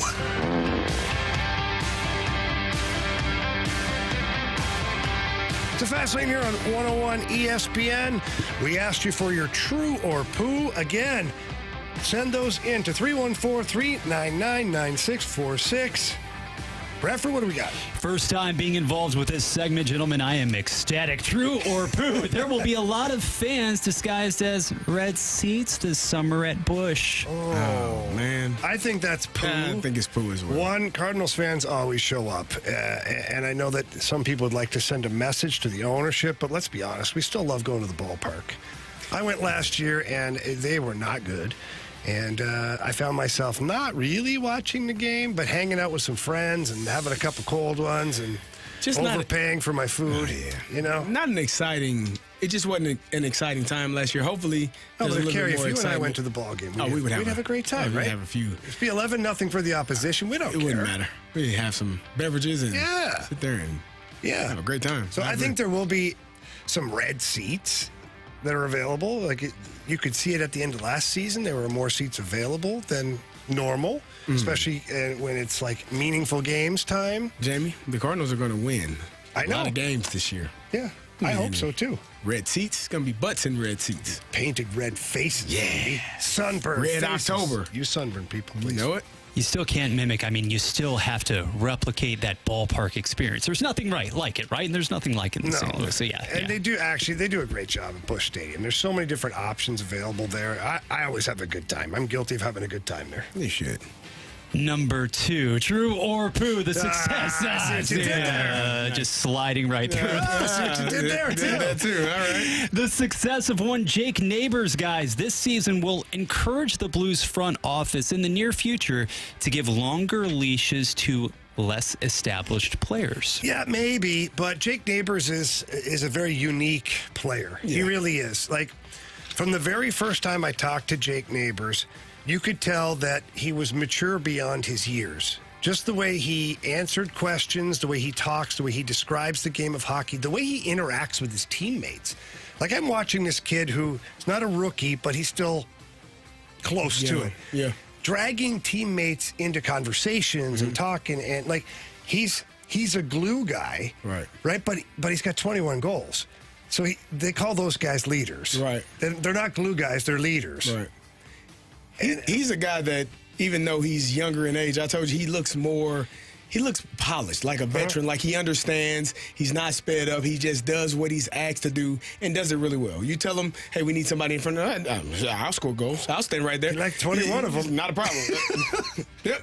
It's a goal for me. It just, he does what's asked of him, and he does it at a high level. And I think I'm really excited to watch him continue to grow in his maturation over the next few years. I think a better discussion would be, the way Zach Bolduc is continuing to develop, Matthew Kessel. I think those guys are more of the discussion of maybe allowing more leash for future younger players. Tyler Tucker? Tyler Tucker, man, I'd love to. Wish I could coach him. I really do. I think I could help him a lot. I mean, he's got a lot of potential. He's got a part of the game that not many people have, but he hasn't figured out when to use it. And he hasn't figured out that he needs to use it in order to get out of the press box. So, wish I had some time with the young man as a coach, not as a broadcaster, because who the hell wants to listen to the broadcaster, right? Not me. I wouldn't want to listen to me either. He's like, look at that guy with the furry boots. Never mind that guy. What are you talking about? Yeah. Let's get one in from the snake pit. We see you guys. This comes from Ben. The Cardinals just made it obvious, true or poo? The Cards just made it obvious they have no intention of turning over the helm to Yachty at a time to be determined, I guess. Yeah, I think that, Carey, we kind of talked about that. I think it was in the break, maybe, earlier in the show. I agree, though. But, like, here's a question I have to bounce back at you guys. Did Yachty really show that he wanted it? That's the question. I've said this times, I mean, you know this, as just doing, not just doing, but doing the radio. If you were coaching, how much more time is put into that? Oh, gosh. It's exhausting, the amount of time and effort. It's not like being a player. And the pay is not the same as being a player when you are a player to the level of Yachty's status. So whether or not he wants to actually become a manager, no, he's insinuated it, but I don't know if he's kind of doing it like in the Dominican Republic. Yeah. But again, those aren't leagues that are as demanding as 162 games. Yeah, is a lot. Like if I was Yachty and I was super serious about managing, I would have been at spring training like a week before. Like when pitchers and catchers get there, I would have been there very first day, working with the pitchers and the catchers and making sure that I'm in the dugout every day with Ollie. I'm present. I'm there. So John Mozeliak at that point would look at it and go, maybe I should pump the brakes on my lame duck manager right now because I've got maybe a possible successor. But when Yachty he still hasn't shown up yet. I keep returning to everything that we have read in terms of reports from Yachty, from Yachty's camp, from frequent station guest and brother Benji Molina. Yachty, his goal, his objective is to do what? Internationally speaking, domestically, to manage. That's the difference between managing and coaching. We're seeing right now that the commitment to coaching, at the very least, regardless of level, certainly isn't here at this point in time, which is his prerogative. But long term, if you want to manage, whether it be here in the STL or elsewhere, are you up for the daily all-encompassing grind? That much still is a massive question. Massive question. It is, and I just think that the greatest thing you can do is your actions speak volumes. Yeah. The back of your baseball card doesn't tell me what I need to know about you as a manager. It tells me what you are as a player, but your actions and your dedication and your work ethic, that shows me what you could potentially be as a manager.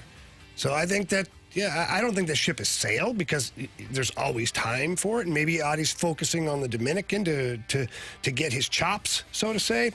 I don't know. But for me, I certainly didn't help him not being here right away. We'll sneak in one more. This is a fun one. Given Prime Tyson versus Jake Paul in the present, you're looking at a fight that would not last 15 seconds. No kidding. Have you watched Mike Tyson? I watched videos of Mike Tyson today. Yesterday was day one of training. Jake Paul may not make it out of the first round. He will still eat your heart and your children. Yeah, he'll still do it. Unless there's a setup to this fight. I don't say that. I'm going to say it. Don't say that. Don't say that. I am. Don't take that fall. No. I'm not even saying that. Unless there's a setup to where Mike has been told, we're going to give you $20 million to just lay off the throttle. Instead of like fourth gear, only go to second gear. Do you think that Mike Tyson can lay off of the throttle when he's in a ring? I don't. I've never seen him. But like imagine Jake Paul being like, hey, we paid this guy. He knows what's going on. And then like halfway through the first round, Mike Tyson's eyes are crossed because he's like, I'm back in battle mode. I don't know. Mike Tyson, I told you yesterday, the biggest tell for me is I would fight Jake Paul right now. I'd fight him out in the parking lot. Right. Immediately. Right. Immediately. You wouldn't fight I'm not Mike fighting Tyson. Mike Tyson. If that tells you anything. I'm with you. I agree. All right, we got one more. Are we done? Dangerous. We're good. Individual. All right, that was True or Poo here in the fast lane. When we come back, we're going to get to the end of your mic drops, and we're going to discuss Ollie Marmol's hiring, not his hiring, his extension, rather, with the Cardinals. That's coming back here on 101 ESPN. The Blues play on ESPN. The wait is over. Tomorrow, Blues and Wild. Pregame at 6, puck drop at 7. Shoots, he scores! This is your exclusive home for Blues hockey. 101 ESPN.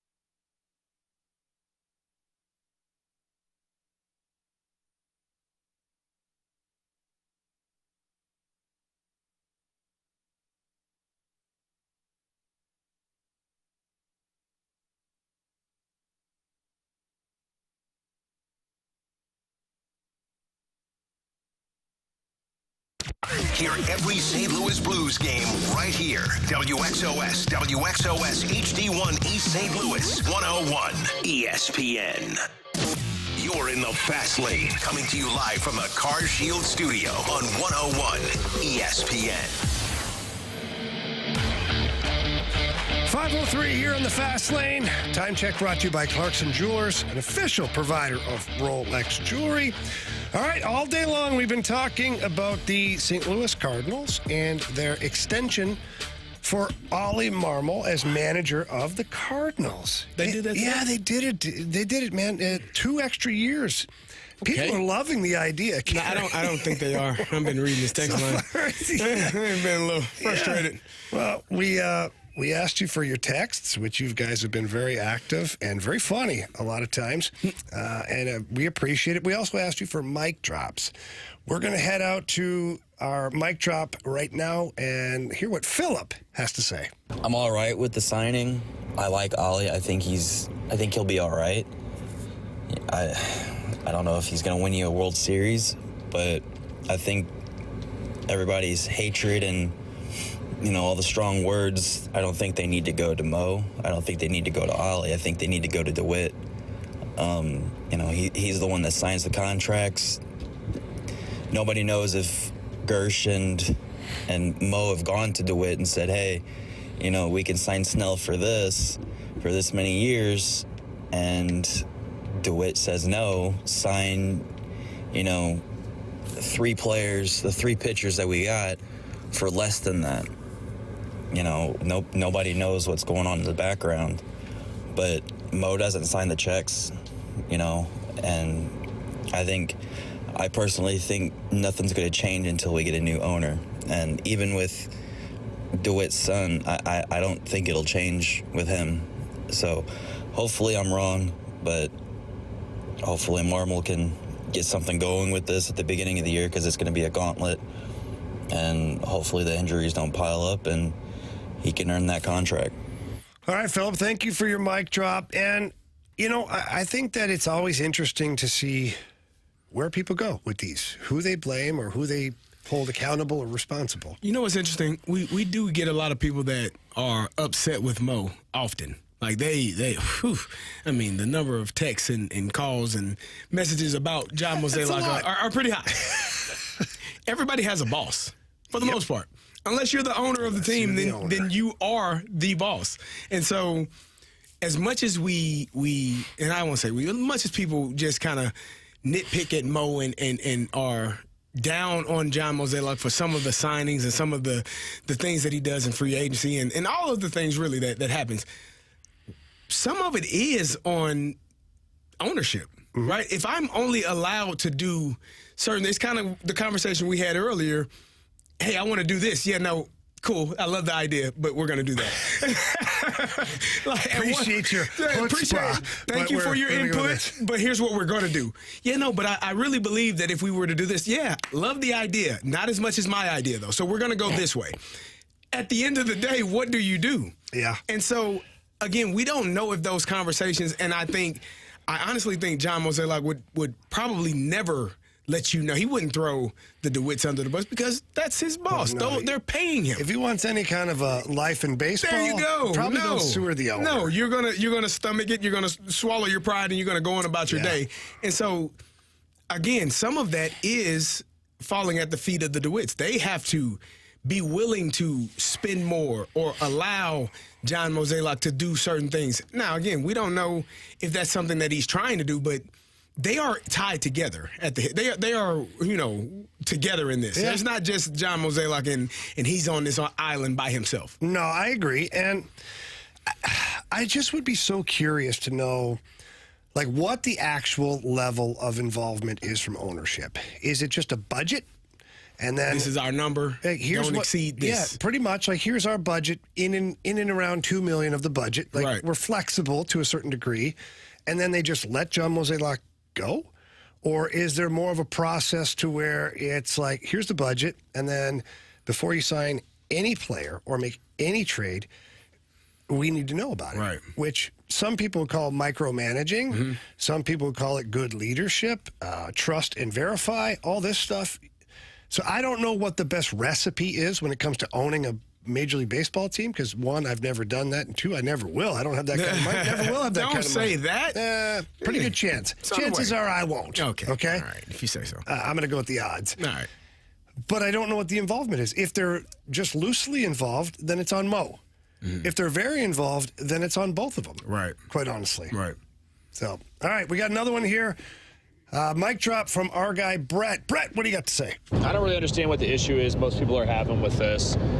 He won 93 games 2 years ago. Obviously had a bad year last year. But at the end of the day, I would hope that they have, full-blown support of their manager and they actually believe in him. And this shows that they do believe in him. I worked in pro baseball for a while, and most coaches got their contracts during spring training and right at the end of spring training. So for me, this seems perfectly in line with my experiences. And, I think that the jury's still out if he's a good manager or not. And they just want to show their support for him and their team overall. So I'm not having an issue with it, and don't really understand why most Cardinals fans do. Hopefully he goes out and crushes it. Well, most Cardinal fans are having an issue with it because they are looking at last season. Yeah. And that was one of the worst seasons. In fairness, though, I think had they finished third, even second. They finished dead last. But had they finished third, not even fallen where the last bit of the season wasn't meaningful, I don't think it would be as bad. The problem that I think the fan base is having is that you went from being in the playoffs to last in your division and one of the worst seasons you've had as a franchise, and I don't even know how long. If they were going to finish third, they would have had to win 12 more games. Okay, but still, if you're looking at it as a Cardinals fan, Carey, because you're like, last, which I get it. It's terrible to see that name down there. If you're looking at the Cardinals last season, you see a third place. Do you think, personally, people are as fired up in Cardinal Nation today about the extension? No, but it wasn't. I mean, it was. I know. Listen, I think when people I'm working think in the world of ifs. Right? Yeah, I see. Well, I think when people think of 2023, they think of 91, and that's losses. Like, it's usually flipped for the St. Louis Cardinals. It's never that many losses in a season. So it was a historically bad season. And so what changed? Okay, pitching staff, you rehauled it. You got. Yeah. See, even how you responded to that is part of the reason why Cardinal fans. That's how fans. Yeah.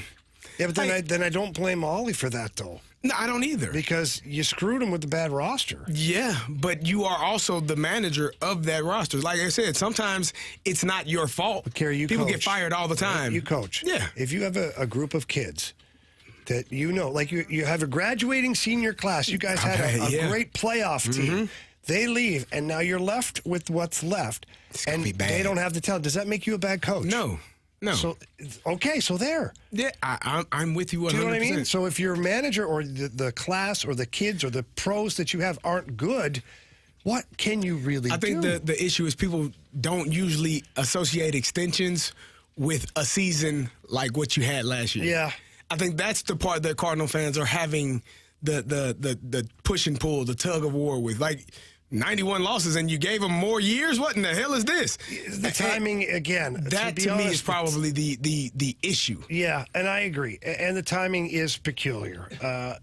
Quite honestly, the Cardinals may have been better off to have a handshake deal or even sign a contract with Ollie, but don't announce it until, like, a part of the season, because you know what's going to happen, where you guys are hot. You got a 5-6 game winning streak, or maybe you're 8 out of the last 10, and you go, hey, by the way, Cardinals have just agreed to an extension with Ollie. But you already did it, right? But you don't announce it. Right. Because that would be called having, I don't know, a pulse on your fan base. A finger on the pulse of the fan base. Yes. So, again, the timing is everything when it comes to the Cardinals.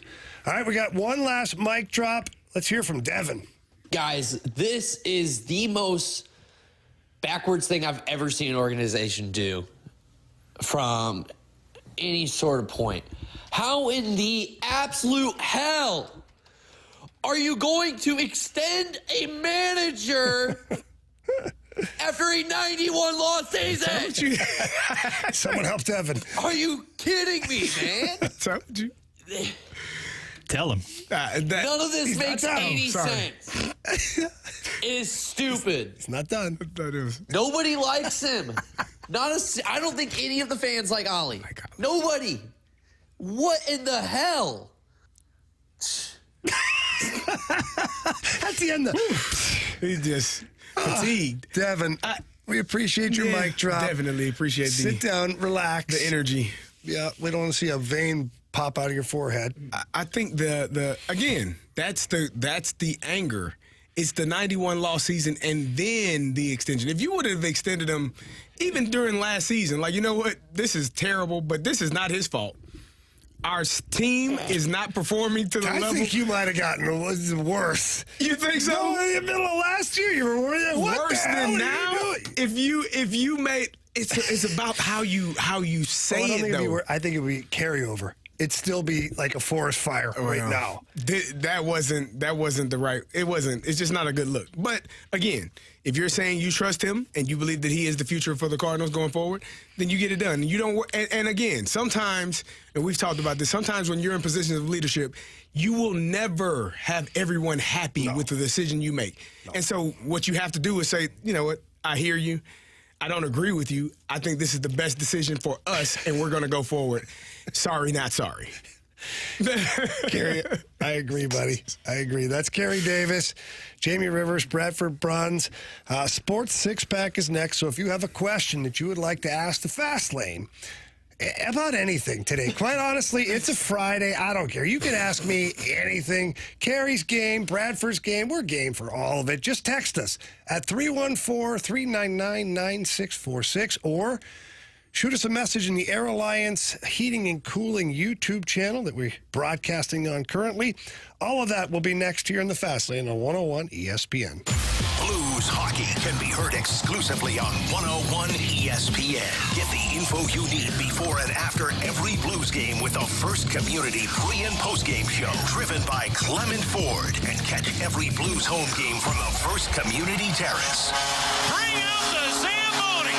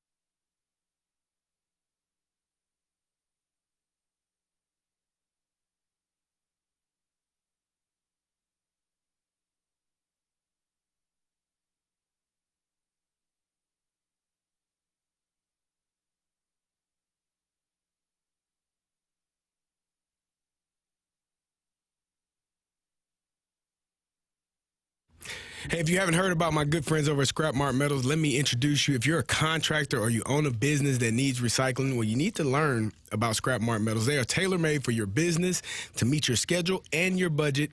They understand that job site cleanup for contractors can be a mess. Setting up a business with Scrap Mart to recycle that metal is one less thing that you would have to do during cleanup. You'd be amazed how scrap metals add up and how it can help your business's cash flow. If you own heavy equipment, you know it's frustrating. Often repairs are needed, and at some point, you're going to have to end your suffering and get rid of that equipment. Scrap Mart will come get it out of your way. They'll haul it to one of their convenient locations and get you a check the same day. Or if you like, you can haul it yourself. They have 3 convenient locations, Valley Park, Peevely, and Jonesburg. If it's metal, they will buy it. It's recycling made easy. They offer convenient drive on scale, and they have the highest payout. You will always get top dollar for your scrap metals. Just go to scrapmartmetals.com. Talk to my guy, Lucas. He can set you up with a business account, get you started, get you rolling, and start getting that money in your pocket. That's scrapmartmetals.com, and tell him Carey sent you.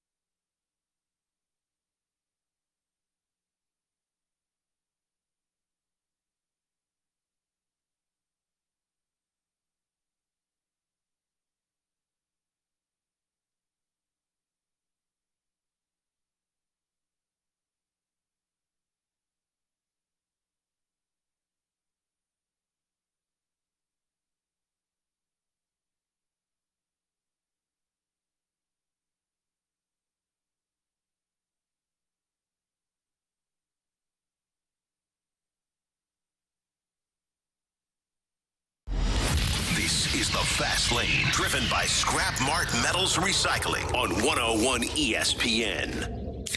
I have a question. It's time for the Fast Lane to answer your sports questions. I want to ask you a bunch of questions, and I want to have them answered immediately. Asking me all these weird questions. Answer the question. Answer the question. Answer me! The Sports Six-Pack is now. Welcome back here to the Fast Lane on 101 ESPN. It's a Sports Six-Pack. We asked you for your questions. We said any questions today, quite honestly. And I'm looking at the text line. There are some intriguing questions that Bradford will be handpicking some of the best. So let's get it started. Question number 1. From the 636, the Blues may be idle today. Minnesota, of course, the opponent tomorrow night at the Enterprise Center. But news regarding the general manager, Doug Armstrong, actually has been appointed as the GM for the country of Canada 2026 Olympic Winter Games. Jamie, your initial thoughts? Yeah, it's not really a surprise. I believe the last time the NHL players were supposed to go to the Olympics before it all got canceled and whatnot, and the COVID and craziness that happened there and whatever. Army was the guy. And then Army was also the GM last year for Team Canada at the World Championships and won a gold medal there. So I don't think it's much of a surprise to see Doug Armstrong there. I don't envy him. A lot of work. Well, think about it for a second. Doing 2 jobs. 2 jobs. And think about this. How many unbelievable players are from Canada? Trying to trim that roster down. Yeah. Somebody's going to be upset. Somebody's going to be pissed off because you can only pick a certain amount of guys, and then after that, there's going to be there will no doubt be Team USA too. Let's be perfectly honest here. Team USA is going to have one hell of a roster in the next Olympics. They are going to be tough to beat. But both coaches for both of those nations, like, you've got your hands full. You're sending somebody packing that is an all-star.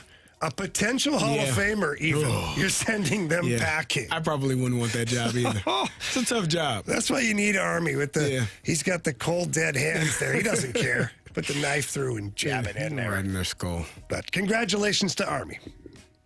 Question number 2. This one comes from Hockey Bob. He wants to probe your guys' minds when it comes to something outside. Minds, mind you. Mind you. I get nervous. Yes. Especially with Hockey Bob. We met him. Understandably so. Well, this one's going to make you even more uncomfortable, I think. Right. Outside of the sports realm, what are a couple of things, the most favorite pastimes or leisure activities that you guys enjoy when you're not so much, say, in season? Jamie, hockey for you, and Carey, if you're not just gorging on film, what are some things that you do to unwind? A little bourbon, for one thing. I don't know if that's a hobby or a pastime. I'm not sure, but... depends on how much you're drinking. Yeah, true. No, you know what?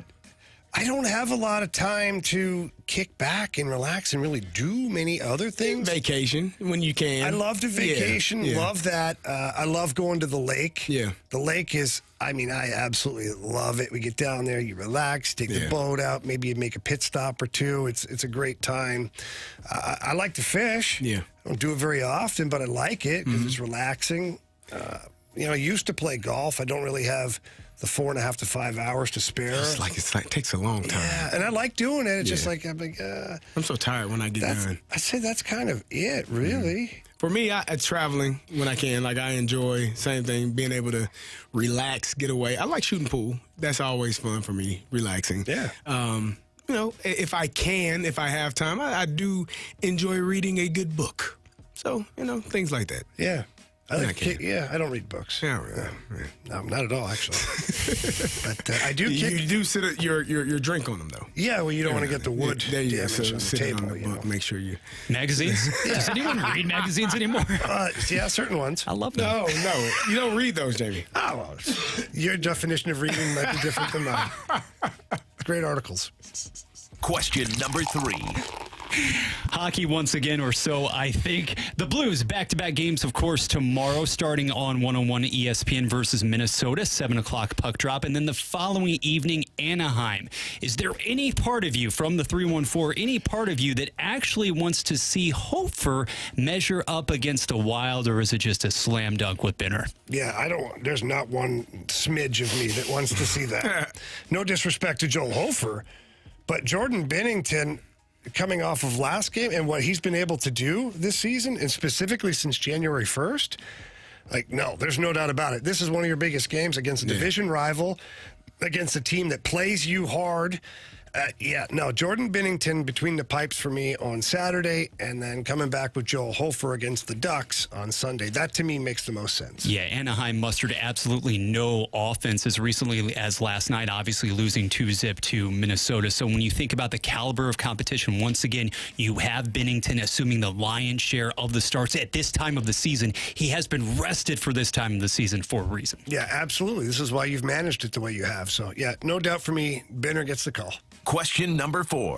Jamie, this one comes from the 314. What was the toughest ice surface, I'm guessing NHL-wise, on which you played? Toughest surface? Yeah, so I imagine they meant like the building and like the ice, because the ice surface used to be different sizes. Really? You'd have some rinks that were smaller than others. Now it's mandated that it's 200 by 85. It's just mandated. Some would be smaller? Oh, yeah. So the Boston Garden was like a postage stamp. I'm not joking. Not a lot of room? No, no room. And really? they always had big, tough teams, and the fans would be in there, like piled on top of you. There was nowhere to move out there. So the Boston Garden was a tough one. The Auditorium in Buffalo was a weird rink. They had a guy, let me tell you a quick story. So you know how the other night the Blues had that puck that they shot and it kicked off the boards? And it went straight out. They had a guy at the Buffalo Odd that he sat right by the Zamboni door. I'm not joking. This is a true story. And every time somebody would dump the puck in, he would push his foot and it would pop the door open, just like an inch or two, and the puck would hit it and bounce to the middle of the ice. I am dead serious. And he sat in the visiting team's end, and the Buffalo team knew it. They'd rim that puck and and that puck would pop out somewhere crazy. Wow. So the goalie would be behind. And it got so bad one time the referees went over and warned him. Really? And he's like, I'm not doing anything. Wow. And so you talk about the old school building, the home field / home ice advantage. That's crazy. It was kind of funny. But the Boston Garden, one of the least favorites to play, and it's just so small and nowhere to go out there, and it was tough. No. Question number 5. Carey, this one is for you. With Aaron Donald retiring today, in all likelihood a future first ballot NFL Hall of Famer, also take TJ Watt out of the equation here. Who is the next defensive lineman in your book to be that surefire bet to make the Hall from today's game? Right now? Yeah, off top of your head. That's a very tough Who did we question. exclude? He took off TJ Watt. TJ Watt. Okay. Nick Bosa. Okay. I could go with that. Don't you think, Nick Bosa? Yeah. I mean, surefire defensive lineman. I'm trying to. No. Okay. Chris Jones. Oh, okay. I was going to say, what else does he need to do? I'm okay with that, too. I was just trying to be because now that Aaron Donald is out of the league, Chris Jones is probably the most dominant defensive lineman in the league. Okay. So Chris Jones is probably the one for me. I like it. Yep. Question number 6. Last but not least, let's take it to the college hardcore just a little bit. Obviously, Mizzou, SLU, those respective seasons, yes, they're over. But the coaches. Illinois plays tonight. I was going to say, hey, the Fighting Illini more than a puncher's chance going into the NCAA tournament. Is there a team? Is there a team this year, guys? I know in all of your abundance of free time here that you've looked at though in the college game, whether it be a UNC, Duke, of course, got upset the other night. That you've looked at, enjoyed watching, and said though, hey, you know what? It could be this year's UConn, this year's Kentucky. Anybody sticking out? I'm always going to go with Illinois. We just got to get past that dang on second round. We can make it to the Sweet 16. Anything can happen, Jamie. You understand me?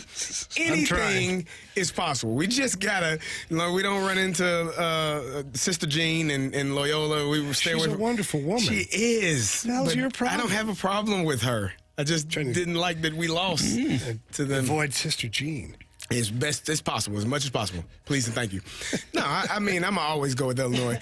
You always got your Dukes, your Gonzagas, your teams that have been, I think. You mean the good ones? Yeah, I think Anthony, I was going to say Jamie, I think Anthony had UConn high this year, so I don't know. I'm going to hope that Illinois makes it out of this Big Ten tournament and we win it all. That's obviously number one. And then we are able to go forward and make some noise in the tournament. Has Brad Underwood reached, exceeded or gone lower on the expectations end for you since he arrived in Champaign? Ooh, do tell. I think that's a very good question. I would say I don't think he's exceeded. And I don't think he's underachieved. I would say right there what the expectation has been.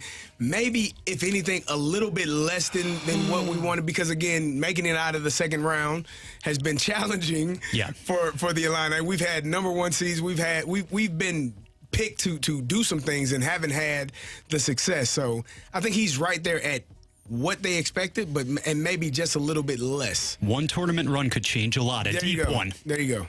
I am in agreement with that. All right, that's a Sports Six-Pack. We appreciate everybody's participation. We've got the biggest question of the day coming up. And then, Bradford, do we need a new fade or follow person? We actually do need a new contestant in that arena, too. Do you want me to throw that out there now? If you don't mind. All right, so we need a new fade or follow contestant here in the Fast Lane. All you have to do is text the word fade to 314-399-9646. We'll get into that at the 5:45 hour. But again, next here in the Fast Lane is the biggest question of the day. Coverage of 101 ESPN is presented by Onder Law Injury Lawyers. GetJim.com.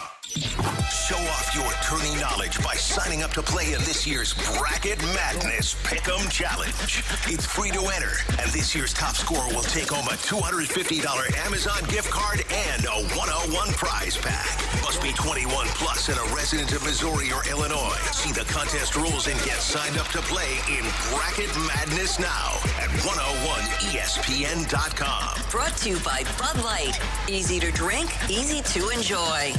And by Twin Peaks. Eats, drinks, scenic views.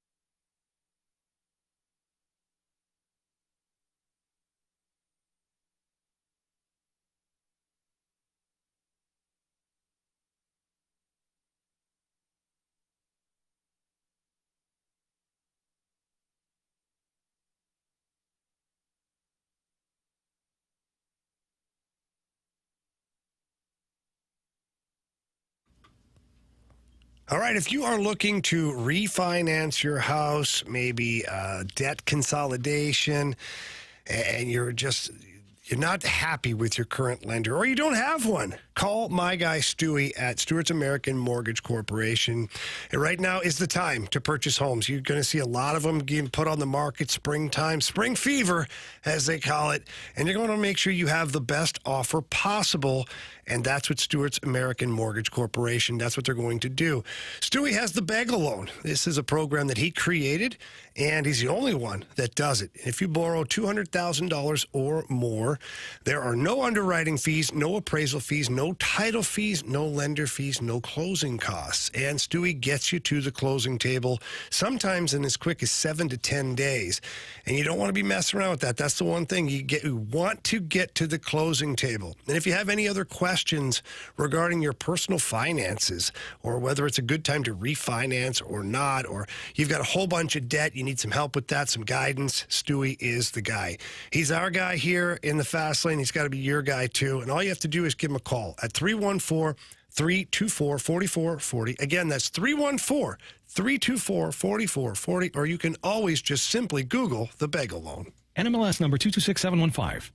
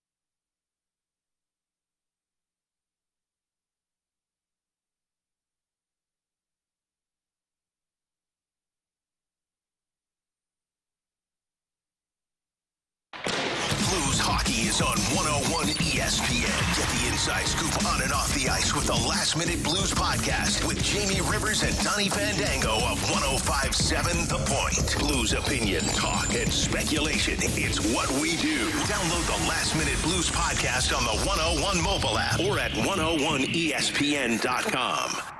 101 ESPN Sports Center. Marmol in the mix for a while longer. Good afternoon. I'm Bradford Bruns with your Sports Center update driven by Johnny Londoff Chevrolet and Johnny Londoff Autoplex. As announced by the Cardinals in the noon hour, manager Ali Marmol has been extended for another 2 seasons. The contract revision runs through 2026. This afternoon on the Diamond, St. Louis dropped a 3-2 verdict to Miami. Hockey, the Blues face off against Minnesota tomorrow. Puck drop occurring at 7 on 101 ESPN. Following the fast lane, you can hear our conversation with interim coach Drew Bannister from earlier in the program. The Sports Center update was driven by Johnny Londoff. Find new roads and shop 24/7 at Londoff.com and LondoffAutoplex.com. Are you kidding me? More of what you want to hear. Sports. This is the Fast Lane, broadcasting live from the Car Shield studio on 101 ESPN. It's time for the Fast Lane's biggest question of the day. It is the Fast Lane here on 101 ESPN. We're with you here until 6 o'clock, and then it's weekend, baby. But before we get there, we've got the biggest question of the day. Bradford, what do you got for us? Gentlemen, the topic that has driven our show for the better part of the day, and understandably so, Ali Marmol extended for 2 more seasons as the skipper of the St. Louis Cardinals. But digging a bit deeper here, previously had the quote-unquote lame duck status 1 more season, and as we know, the campaign just a couple of weeks away, opening versus Los Angeles on March the 28th. What does this news in the here and now actually mean for the organization? And does this mean that John Mozeliak, his contract expiring after 2025, and Ali Marmol are now linked at the hip until Mo finishes up? Ali will have 1 more year following the final year of John Mozeliak, but I do believe that this is where they're linked. And I think that this was certainly a thought in John Mozeliak's mind that this is his guy and he's going to ride out the end of his contract with his guy, and that he's got confidence in Ollie. And I think that's part of the reason why this extension happened. Yeah, I think it was obviously a decision that I don't know if it needed to be made, but I think it makes life easier in that clubhouse, knowing that your manager is going to be set in his role for the next few years. You don't have some of the veteran guys, because what can happen if your head coach or your manager is on a final year and there's a lot of questions there. If things start to go awry, some of those veterans will be in the locker room or in the clubhouse. I don't need to listen to him. He won't even be here next year. The hell are you talking to me for? Hey, get out of my face, man. So this does alleviate some of those potential issues by signing him to a couple of years extension. And so, I'm just hopeful that the Cardinals are in a much better place than they were last year. I think that's all we can all hope for. Yeah, and I think it also adds a layer of confidence, too, for Ollie. How difficult would it be to go in there and make tough decisions without the comfort of knowing that your decisions, 1, are supported by the organization, right. 2, are supported by a contract? You know what I'm saying? Yeah. Like, what if he has to send Lance Lynn or Gibson or Matz to the bullpen, and they're sitting there looking at this guy like... You want to send those guys to the bullpen. I don't want to send anybody. You do. Write it down, Bradford. Carey. Jamie wants to send Lance Lynn, Kyle Gibson to the bullpen. Steven is primed for a big start tonight. we got every single one of them. Internal options, okay? We're good. Don't you worry about us. I was just using it as a reference point it's a tough decision to make.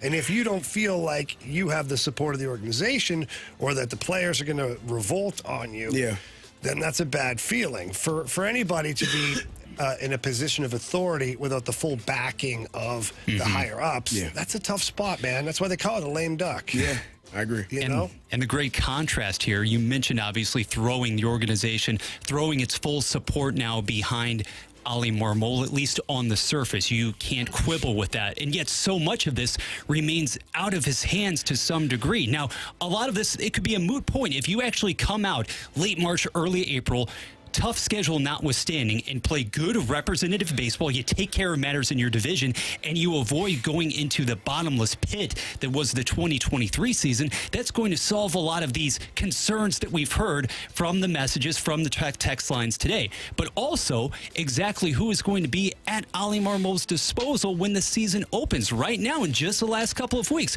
we've received the news, the developments, obviously. Tommy Edman, he's not going to be your opening day center fielder. Do you ride with Dylan Carlson? Do you try to play the hot hand early on in Victor Scott II? Up the middle, Mason Wynn, is the bat going to translate right away at the major league level? So many of these issues, he's rolling the players, he's rolling the best possible lineups out there, but in the end, can only do so much.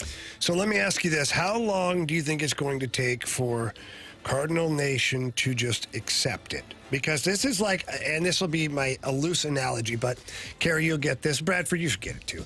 Is you've got a daughter or a son that has a boyfriend or a girlfriend that is less than desirable to you. Yeah. You're looking at it and be like, what the hell are they? And it's just like ongoing. And then you're like, I don't know what they see in her or him and this. And then all of a sudden, they're engaged and they're married. Whoa. But, right? So all of a sudden, the contract extension kicks in to where you're engaged and then they're married. And now, as a parent, at some point, you've got to be like, listen, I need to roll with this. It's not going away right now. Correct. Who knows about down the road, but I need to roll with this. I need to offer some support here and some help. How long do you think it takes for Cardinal Nation to offer their support for this? They are going to be trying to ruin this marriage, standing up at the altar. No! Does anyone have anything to say? Speak now. I do! Don't do 50,000 it! people. Hey! Oh, Cardinal fans are not going to be okay with this arranged marriage. But hopefully, the thing that makes the marriage smooth is winning games. If Ali is able and this team is able to win games, if they are able to win their division, which they should, that should be the goal, then I think everything will be okay. The damn goal. If you're able to, so if you go from the great season you had in 22, the bad season you had last year, to having another great season, 90 plus wins, winning your division and putting yourself in a position to make a run in the playoffs in October, I think all will be forgiven. I think everything that we've watched or seen, texted in, and all of the mic drops we've had, all those complaints go away because winning is no. Winning is like some of them will go away. Majority of them will go away. Winning is like the cure-all. It is, but you still have the yablets. Well, you got a couple of people that are always but just like the first year, you won, but Albert. Yeah, Albert did it. Albert was the manager, really. Yeah, Albert pitched. He caught. He hit home runs. He played shortstop. All those things. He literally pitched. He did. He really did. You're right. Yeah, he did. I think the grass is always greener, right? And the grass is always going to be greener here in St. Louis. Is Yadier Molina still out there? Yes, he is. I just don't envision he won't even come here to see us. Still out there indefinitely, right? So another candidate, another option, unless this team goes out to begin April, goes out and absolutely runs off this ridiculous run in 2024 to kind of absolve Marmol of the problems of last season. It's going to be really impossible to put an exact timetable on it because I think there's going to be, the best way that I can characterize it is, there will be a level of acceptance, right? Begrudgingly, but are you ever going to truly say, yes, you may take her hand, if you will, for all eternity? You have to come to accept it at some point. Doesn't mean you're going to like it. There you go. There you go. This marriage is going to be fruitful and going to do wonderful things. Yeah. What? Sure it is. Yeah. All right. That was the biggest question of the day here in the Fast Lane. When we come back, and Bradford, I'm going to task you with looking for this. Apparently, John Fozelak left us a mic drop. I'll try. And these are usually priceless, so we'll try and grab that. We also have Fade or Follow, Bet the Board, bidding, criticisms, compliments, 3 stars. I don't know. We got a whole lot to cram into this last segment here on 101 ESPN. Congratulations to John Rudolph from Festus, Missouri. He was just named our 101 ESPN Blues Fan of the Week. Submit your pick now at 101ESPN.com to be the next fan of the week. Taking home Blues tickets and a $50 Buffalo Wild Wings gift card. 101 ESPN's Blues Fan of the Week is brought to you by Buffalo Wild Wings, official member of This Bar Bleeds Blue, presented by Bud Light. Oh, Carey, I saw you with your FanDuel page pulled up, just scouting the NBA for games and things and different prop bets. I like your attitude. But I also love FanDuel, America's #1 sports book. And they've got the no sweat same game parlay over there at FanDuel every Thursday with TNT Thursdays. And it doesn't matter if you're new to FanDuel or if you're an existing customer, you have the opportunity to play that. You also have the opportunity to get bonus bets back if your same game parlay doesn't win on any NBA on TNT game. Yeah, Jamie, the NBA same game parlays are the perfect way to combine your bets for a chance to score a bigger payday. However you want to play, just head to FanDuel.com/fast to bet on the NBA with a no-sweat same-game parlay for TNT Thursdays. I'm looking at this Miami Heat versus Detroit Pistons, a same-game parlay. Maybe you want to take Duncan Robinson plus 4 threes made and Jimmy Butler to record 8 assists or more. That's a same-game parlay you can pick. That's FanDuel.com/fast. Make every moment more with FanDuel, an official sports betting partner of the NBA. Must be 21 and older, present in Illinois. Minimum 3-leg parlay required. Refund issued as non-withdrawable bonus bets that expire in 7 days after receipt. Max refund $5 unless otherwise specified. Restrictions apply. See terms at sportsbook.fanduel.com. Gambling problem? Call 1-800-GAMBLER. Dry up that wet basement with Woods, the all things basement tea experts at woodsbasementsystems.com.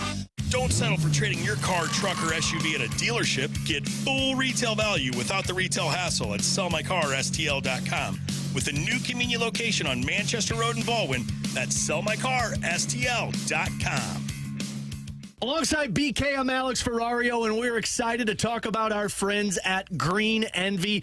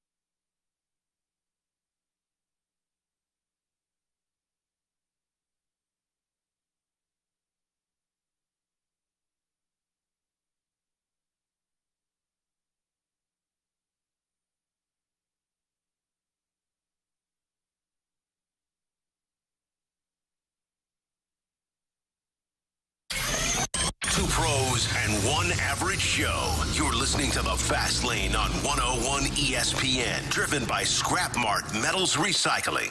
It's time for FanDuel Fade or Follow on The Fast Lane. Brought to you by FanDuel Sportsbook. Make every moment more. Everyone follow us. No fade, no fade. Money, money, money, money, money, money. All right, it's the Fast Lane here on 101 ESPN. It's time for our Fade or Follow. We got a new contestant. We've got Nathan from O'Fallon. Nathan, how you doing, bud? Good. What's going on, fellas? Oh, not much, man. We're looking to punch out here and get into the weekend, probably just like you, right? Mm-hmm. Absolutely. I just got the kids some Chick-fil-A, so if you hear a baby screaming in the background, I apologize. He's happy. That's fine. If you hear a baby screaming in the background here, it might just be Carey. No big deal. He's hungry, too. Yeah, Yes, we indeed. all are hungry right now. It's been a while. All right, Nathan, so I don't know if you know how this works, but it's pretty simple. We'll give you a play off of our FanDuel Sportsbook page, and you can either fade us or follow us.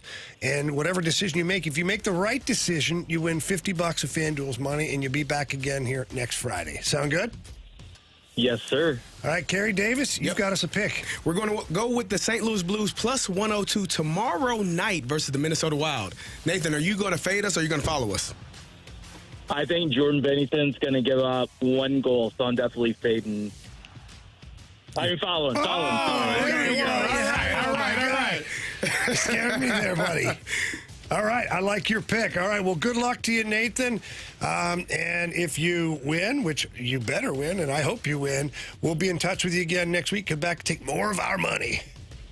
Yeah, definitely. I appreciate it. All right, have a great weekend. Happy St. Patty's Day, and enjoy yourself. But be careful. Hey, thanks. I hope to get on against you guys. I actually beat Randy Carricker when he was on your guys' afternoon, so I'm hoping to face one of you guys sometime soon. All right, well, we'll see what we can make happen there, okay, buddy? All right, sounds good. Appreciate you guys. All right, thank you. Appreciate you. All right, that leads us into the next phase here is Bet the Board. We got a lot of stuff to cram in here quickly here. We'll just go in order. Yep, we do. Quick, fast and hard. Throw it in the back end. Just like the way you like it, Carey. That's what yep. Just like that. Well said. All right. Okay, you're ahead. I'm behind. You are behind. I'm going to go with Kentucky minus 5.5 versus Texas A&M. Okay. Are you writing these down, Bradford? I am going to be gathering them, yes. Let's swing it to the NBA. So I'll fill in for Marshy today. And the last time around, it worked out exceedingly well for me. I'm looking at Denver, San Antonio tonight, and I understand the Nuggets, your reigning NBA champs. I get the fact that they're favored by 10.5, but trust me, I think that Wemby has an amazing performance in store, and I'm looking at that number of 10.5. San Antonio is going to win against the spread in a manner of speaking, so give me the Spurs to actually stay within single digits of the Nuggets tonight. All right. Interesting. Now, Anthony's not here, but he has texted in. Carey? He chose Pittsburgh plus 7.5 versus North Carolina. Okay. So, all right. That's an interesting pick. All right, my pick is going to be a Saturday afternoon game. The Rangers visiting the Pittsburgh Penguins. The Rangers are minus 142. I think they put the screws to the Penguins on that one, so I got the Rangers in that one. All right. All right. Do we have the 3 stars? Time for the 3 stars. Yes. Let's race through them. Number 3, this is not a cop-out. I want to award it specifically, collectively, to the entire Snake Pit. Lots of interaction, lots of support coming into today. When you kind of have more of a topsy-turvy cast, the revolving door, so to speak, it's nice to get so much great interaction, positivity. Let me tell you, those guys are ready for the weekend. No doubt about it. Number 2 star for this Friday edition of the show will go to Cottleville Bob, actually, who put up that bang-up performance. Yes, he did in the gauntlet. Definitely, 6-3. When you go for 5+ in the gauntlet, I mean, you have done some heavy lifting there. So shout out to Bob. And then number 1 overall on a day that has been largely dominated by Cardinals news, by talk surrounding Ali Marmol and the contract extension. We had a fantastic interview with the Blues interim coach, Drew Bannister. Check it out right now live on 101sports.com as well as the 101 ESPN app. A lot of depth and a lot of fun stuff to monitor this week. And big weekend for the Blues with back-to-back. Yeah, absolutely. And if you missed any of the show, go to the website, 101ESPN.com, or the mobile app. Download the podcast. All of that brought to you by Dobbs Tire and Auto. I personally want to wish everybody a great weekend. Hope everybody has a great time. I hope you have fun. I hope you stay safe out there. Hope you enjoy family, friends. If you're doing up St. Patty's Day, please enjoy it. Carey, I wish you a good weekend. Happy birthday, man. Thank you. Yeah. Yes. Tomorrow, I'll be turning 49. Yes. Proud of it. No hiding it there. There you go. We had the party tonight at the Rivers house with all the kids and the boyfriends and girlfriends. It's going to be chaos, but I'm going to love every minute of it, and I'll enjoy the weekend. And the Blues getting 2 wins will help me enjoy the weekend very much, too. Definitely. Yeah, Bradford, thank you for stepping in today. Double duty. It was chaotic for all of us, but we got it done. I appreciate everything you did. It's been fun, guys. Thank you very much. Have a great weekend, everybody. All right, thanks a lot. That does it here for the Fast Lane. Again, have a great weekend, and we will see you on Monday.